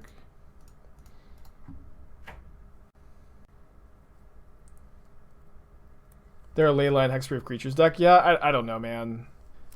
Like, I think you're probably right that they probably don't play Veil of Summer. Like, I think that you're probably right that Veil of Summer isn't in their deck, but to say that there's no shot, I think is just disingenuous. Like, Veil of Summer is at its best in linear green decks, you know? I'm going to get back Mana Leak so I can Cryptic with Force.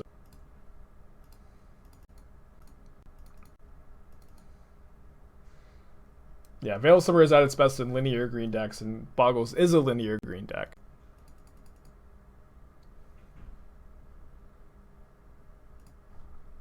So we can E-Whip back our Niambi next turn, keep the loop going. Leak feels worse than a 2-2 for 3. Well, the thing is, I needed a blue card in my hand if I wanted to be able to Cryptic and not get got by the Mana Tithe that we have our opponent red as having.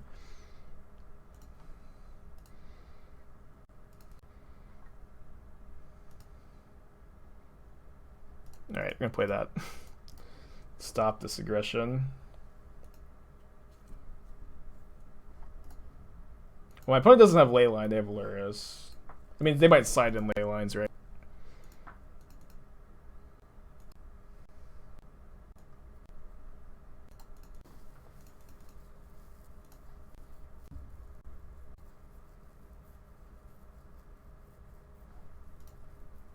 There's our Bant Triumph. Could they print new companions in MH2? Maybe. I mean, obviously they can, right? I was a big fan of the companion mechanic. I really liked the companion mechanic, so I'd be down, but I think most people were not a fan. In fact, like I think that Lurrus and Yorion were big mistakes, but specifically in Modern, if like it was just the other companions, I think it would have been super interesting under the old rule. I also say this as someone who was playing like almost exclusively Modern during the companion metagame, where Modern was probably the best format for companions. I thought that they were all really interesting.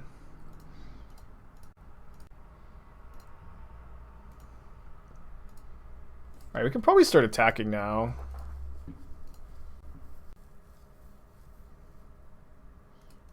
Gyruda okay. I mean, Garuda is okay, I think, in Modern, but in Legacy, Gyruda was overpowered.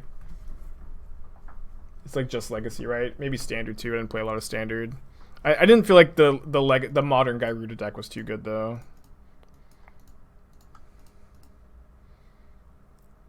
How do you feel about a version of this deck that uses Displacer and played other powerful Eldrazi? I wouldn't feel very good about it. Wouldn't feel very good about it. Like, you're splashing a 4th color with your colorless, which makes your mana base abysmal, and it's a Displacer I don't think is that well positioned. Like, you probably want to, if you're playing Eldrazi, you're playing Eldrazi Temple, which is really hard with Ice-Fang, Skyclave. Like, you probably just can't be blue. So it would just be a completely different deck. Zerda was busted in Legacy. That's true, yeah. Zerda very good.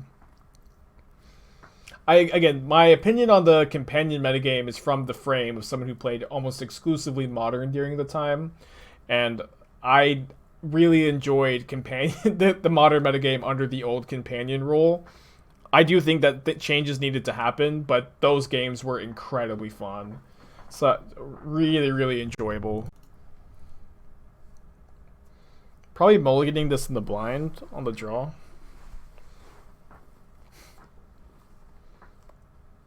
Yeah, I top 8'd at a Legacy challenge with Kihira and Ant after Lurrus got banned in Legacy. Kihira was actually good, just for like another storm count. And like sometimes when you're going off with empty, it was another storm count plus a body. And sometimes you're just playing draw go against control decks, and then you just put Kihira in your hand and cast it. And they had to deal with it. And in Sideboard games, a lot of times they just had no removal. It was awesome. I'm gonna keep this. I think I'm putting back Time Warp. Well, I'd love to just have a Time Warp hanging out. You think Lurrus and Yorion are mistakes given that they're still seeing play post-companion nerf? I mean, the fact that they're still seeing play... Okay, you're playing against Titan. The fact that they're still just seeing play, I don't think makes them mistakes. You know, cards are printed to see play. I do agree that Lurrus and Yorion were mistakes at the time. I think that at least in Modern, under the new companion role, they're totally fine.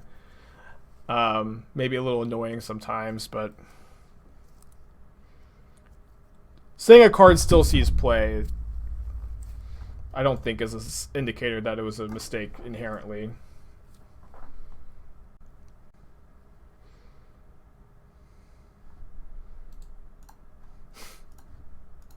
You concede to the Grazer attack. I've never beaten an Arboreal Grazer in my entire life. You know, Grazer's not that good in the Matter Reshaper meta, so I'm not really sure why my opponent's playing this when it just doesn't block Reshaper that well. But whatever. Don't want to criticize my opponent's deck building decisions too much. A mistake because it's seeing play after adding... I mean, but I think it's balanced at the +3 mana savior. I mean, we could just argue forever. But, like...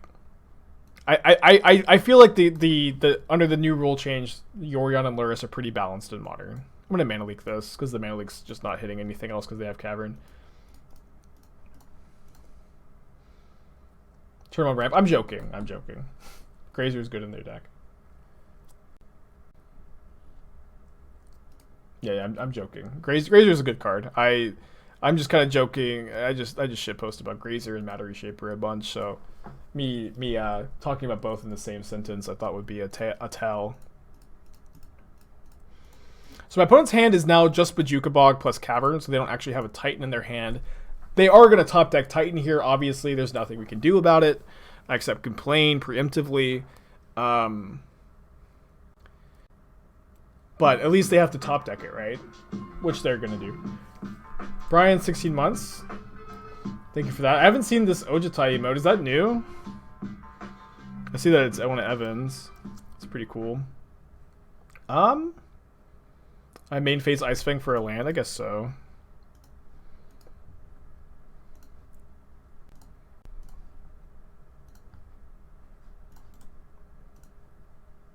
Yeah, they're just slow rolling the Titan. Yeah, Static, I absolutely agree that Lurrus and Yorion were mistakes as designed. Absolutely. Very fun mistakes, though. Guess we don't have to concede. Field of the Dead is not legal anymore. But I'm used to just, like, conceding in the spot because of Field of the Dead. Yeah, but they were obviously just slow rolling the Titan. Speaking of new emotes, yeah, Madison still hasn't gotten around to doing the new ones yet.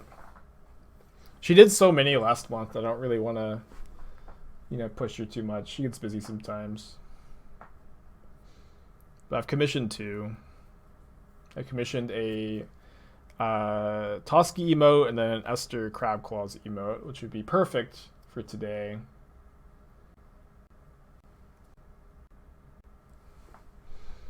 We can just block Titan with Ice-Fang next turn. It's obviously kind of painful. Take 5. Sometimes you gotta do what you gotta do. So they have to pay 4 here. So I don't think that they can pay 4, transmute, and cast a spell. 4, transmute. No, they can cast a Dryad. They can cast a Dryad. Is bouncing Titan a consideration?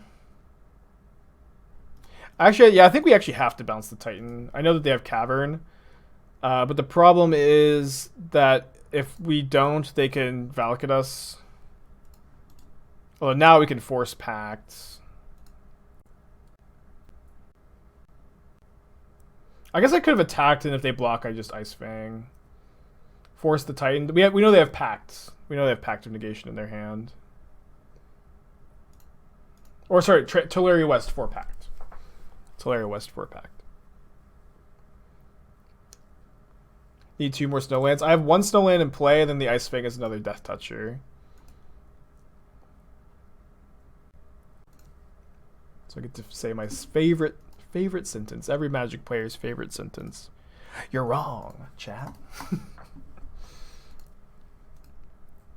Well, getting my Ephemerate Bog stinks, but I will simply draw another one. And so it's really nice now we can answer Dryad at instant speed, which matters a lot here.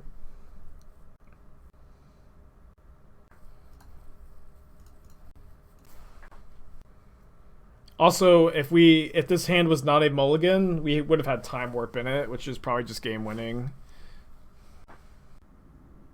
Why are we main decking Pulse? So without Uro, you just don't have a lot of life gain to stabilize. Really, no life gain in the first version I had post Uro ban.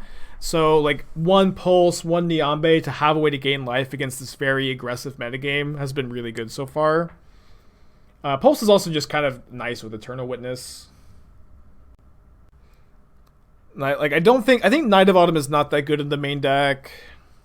Pulse is pretty good with Ice-Fang too. Just Pulse back an Ice-Fang or a Skyclave.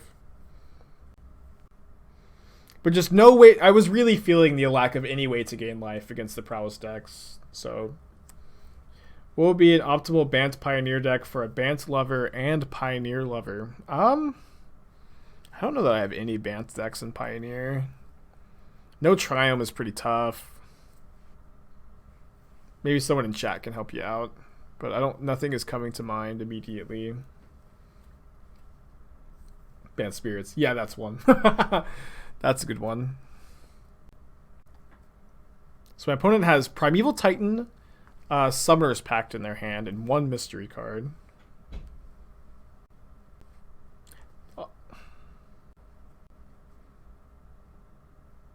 Sphinx's Rev. Yeah, the card that everybody thought would be playable in Pioneer and never really was.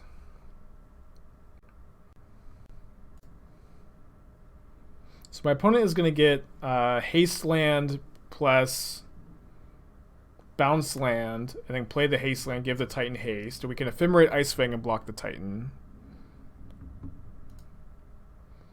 And we can also Pulse back the Ice-Fang if we don't need to force. It's looking like we're not going to need to force. They also might attack Teferi. So yeah, definitely let them search before we block. Could maybe have looked for... If we could have ephemerated and found Oust, I guess. I think I'm just also... Would prefer to just block, though, while we can. If you have Pulse of Murasa in the graveyard, you can ephemerate Eternal Witness, grab Pulse, then cast it. 1 extra mana for 6 life. Well, it's 2 extra mana. Pulse is 3 mana, but yeah, the extra life I think is totally worth it.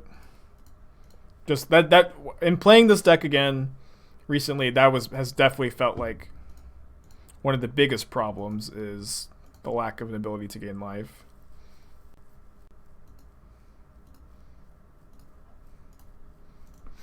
Oh boy, I clicked on the Titan. I was moving my mouse here and then the graveyards popped out. That would have been so bad. Pulse is also like sometimes a card you can bring in against Dredge, because the gain 6 life is really relevant and it is sometimes graveyard hate. I have definitely targeted my opponent's creature in their graveyard on purpose before. That would have been a mistake to do it that turn, of course.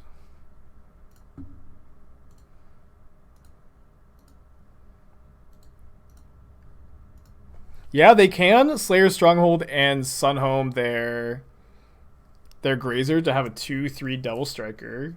Terrifying. Kind of mana intensive though.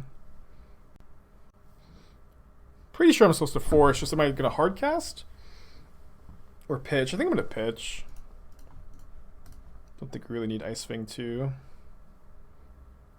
We're about to just have so much gas with Ephemerate Ewit. So now we don't know any card in our opponent's hand, right? We might know like a random land. I can't remember. I think they have 1 land at least. Long game 1 here too.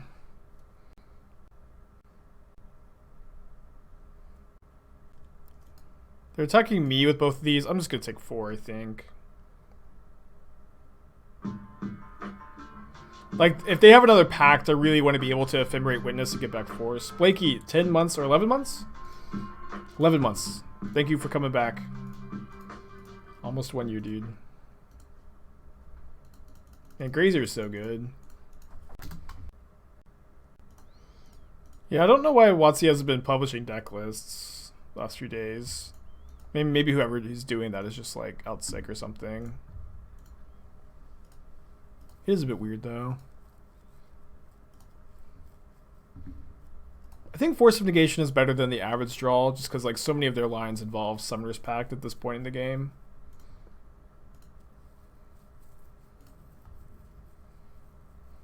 Okay.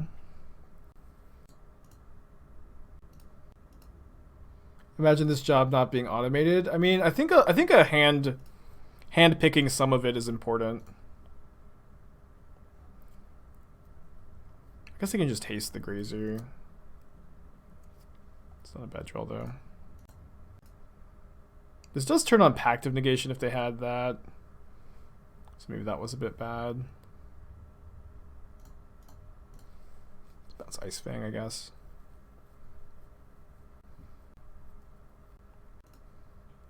I'm excited that this card has looked pretty good so far as well. It feels like the first copy is going to end up being worth playing.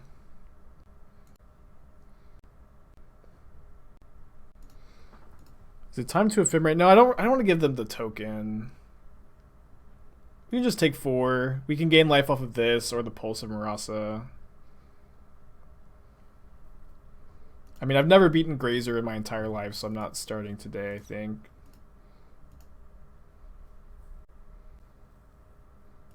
Amulet's fine, I think, too. Dryad is bad if they have a fetch land, but we do have an answer to it in hand here. They don't have a fetch land, thank goodness. Could you add some more support for Niambi? I mean, you could, but I think it would be worse to play more legendaries. Someone had a cool idea of playing like maybe blue-white and playing the legendary lands to discard to Niambi, which I thought was a cool idea. I'm just not sure how good that idea is.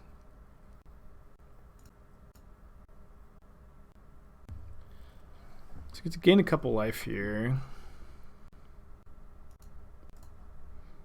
Ice-Fang first, and I think we're bouncing an Ice-Fang. Do I want to bounce Ewit? We could bounce Ewit and then Ewit back to Teferi, bounce the token. It's probably a bit better. We get to gain 1 more life too. Oh, I forgot I had this coming down. Yeah, never mind. Supposed to bounce the Ice-Fang. Niambi with flagstones? Yeah, that's something. It all sounds like a bit too cute though, you know? It's like these are synergies. But like how many of this card can you really afford to play? It's not a super powerful effect.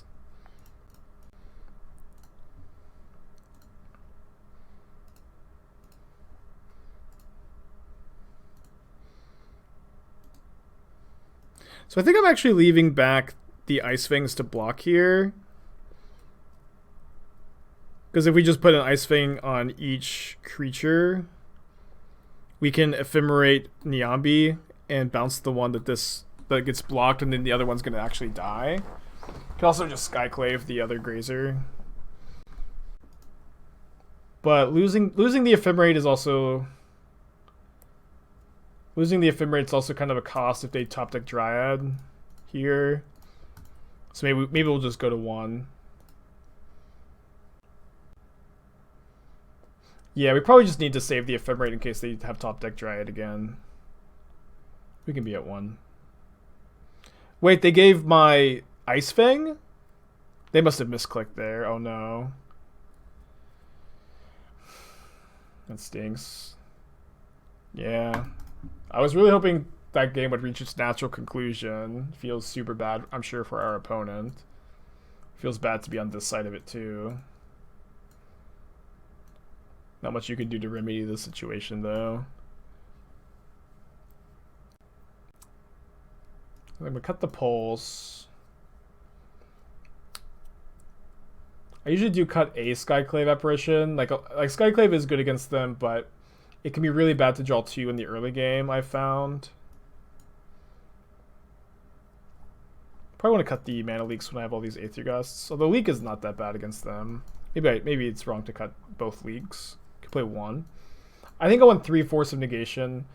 That's the number I've been happy with. This is probably too many Teferis as well. Probably 2 is a good number. Could maybe play the 3rd Oust. Although Oust is better with Teferi. Maybe Anthonyce is better than Oust in this matchup. Yeah, let's do something like this. 1 Oust, 2 Anthonyce. Maybe Skyclave is better than the Oust. Play 4. Skyclave also feels a bit better on the play. Skyclave is better against Amulet on the play. Let's do this. Sideboard games definitely get way better with 4 Aether Gust. Just if you can Eternal Witness back your Aether Gust over and over again, just impossible for them to beat. I will force a turn 1 Amulet, as I usually do. I think we're just going to pitch the Teferi. I usually force Amulet on like the first 2 turns and then not after that. Could maybe have played Floodplain this turn. Oh, this card's unplayable, right? Is what everybody keeps saying. Get Valakut the Bolted Pinnacle. I don't know how bad that card actually is, but I do see a lot of Titan players making fun of people playing it. I was also supposed to probably play Strand here. I was kind of thinking I'd get basic planes and Mana Leak. Obviously not a big deal.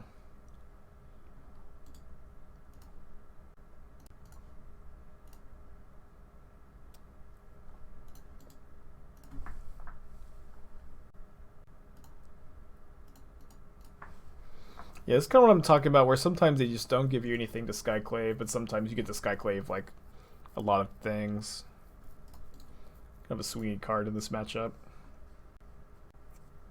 Hoping my opponent doesn't have Cavern. They couldn't have they didn't have enough blue mana to transmute, so but if they did have enough blue mana, this would be a pretty telltale sign that they had Cavern in their hand. Flooding so bad. Oh, I mean that's so badly, but I would like to have drawn more spells than I have. If they play Dryad, I'm not mana leaking. They might hit me with Valakut, but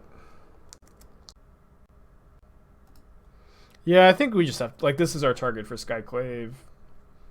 Just let them have a clue.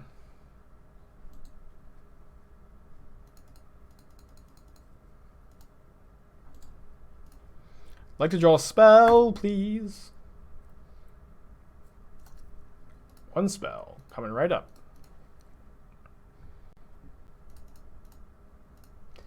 Whack. Let's go game 3 if we do end up flooding out too bad here.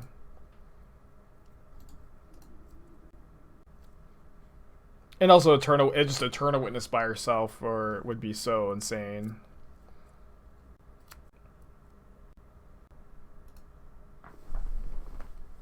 Don't need to leak that because we have the Ephemerate. Although we're not getting rebound value, which stinks.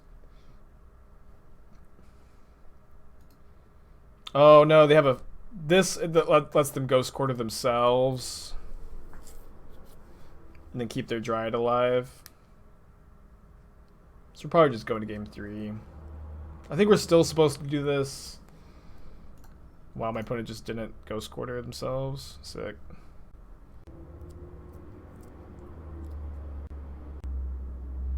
And I think we're supposed to Ephemerate our Skyclave Apparition, because if we don't, the Ephemerate stays exiled, and then we can't draw Eternal Witness. Wait, why can't they Ghost Quarter themselves? Oh, you're right, they didn't have enough lands. You're right.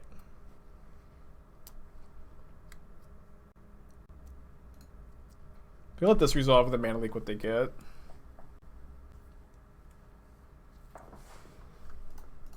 And then they have to pay. You know what? If we top deck Cryptic Command, we win, right? No, they can Ghost Quarter themselves for another green. But yeah, I am going to Ephemerate my Skyclave Apparition, even though it gives them the token. I want this to be in the yard for a top decked Witness. Breadliest, good username. Good username. Thank you for our new subscriber.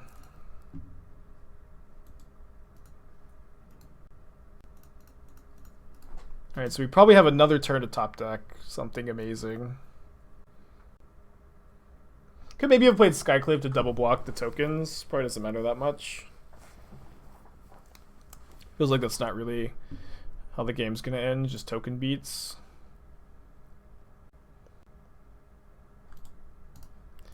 Yeah, definitely didn't draw very well this game.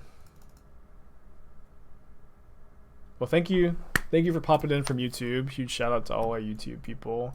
I know we drew too many Skyclaves that game, but Skyclave is, I think, better on the play because it allows you to not force Amulet. You could just Skyclave it much easier. And then we can probably keep this. I think we're leading on stream. Put almost to 6. Didn't draw an Aether Gust that game. I mean, didn't draw many spells like at all. Is too many spot removals with 4 Apparition, 2 Oust, 2 Onto Ice. I think it's I mean, this is the number that I think is correct. I'm not 100% sure though. It's not clear to me exactly how many removal spells you want. Do I have a Kiki core deck you like? Yeah, I do. It should be in the Stream Decker under 80 card Soul Rider.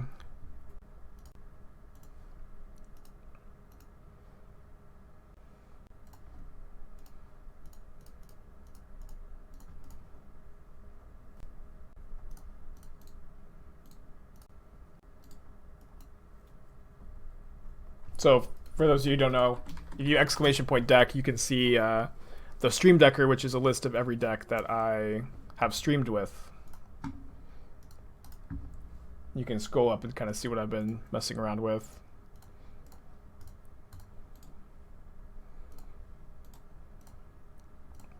Alright, our draw is definitely lined up well against our opponents so far. Do I know if Nahiri's Lithomancy works with Amulet of Vigor? I don't know what Nahiri's Lithomancy does. Sorry.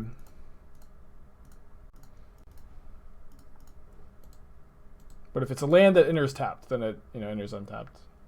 Did I watch the mocks this weekend? I watched a little bit. Had to support my boy Doom. Hit a good run. Fell a little bit short of the top 2, but I didn't watch much on Sunday, which is weird because I had the whole Sunday. I played the I 3-2 dropped the PTQ, and then I spent like 8 hours brewing on Sunday.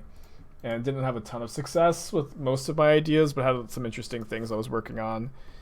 But I could have watched the box. I'm actually, now that you mentioned, kind of don't really know why I didn't watch any of it yesterday.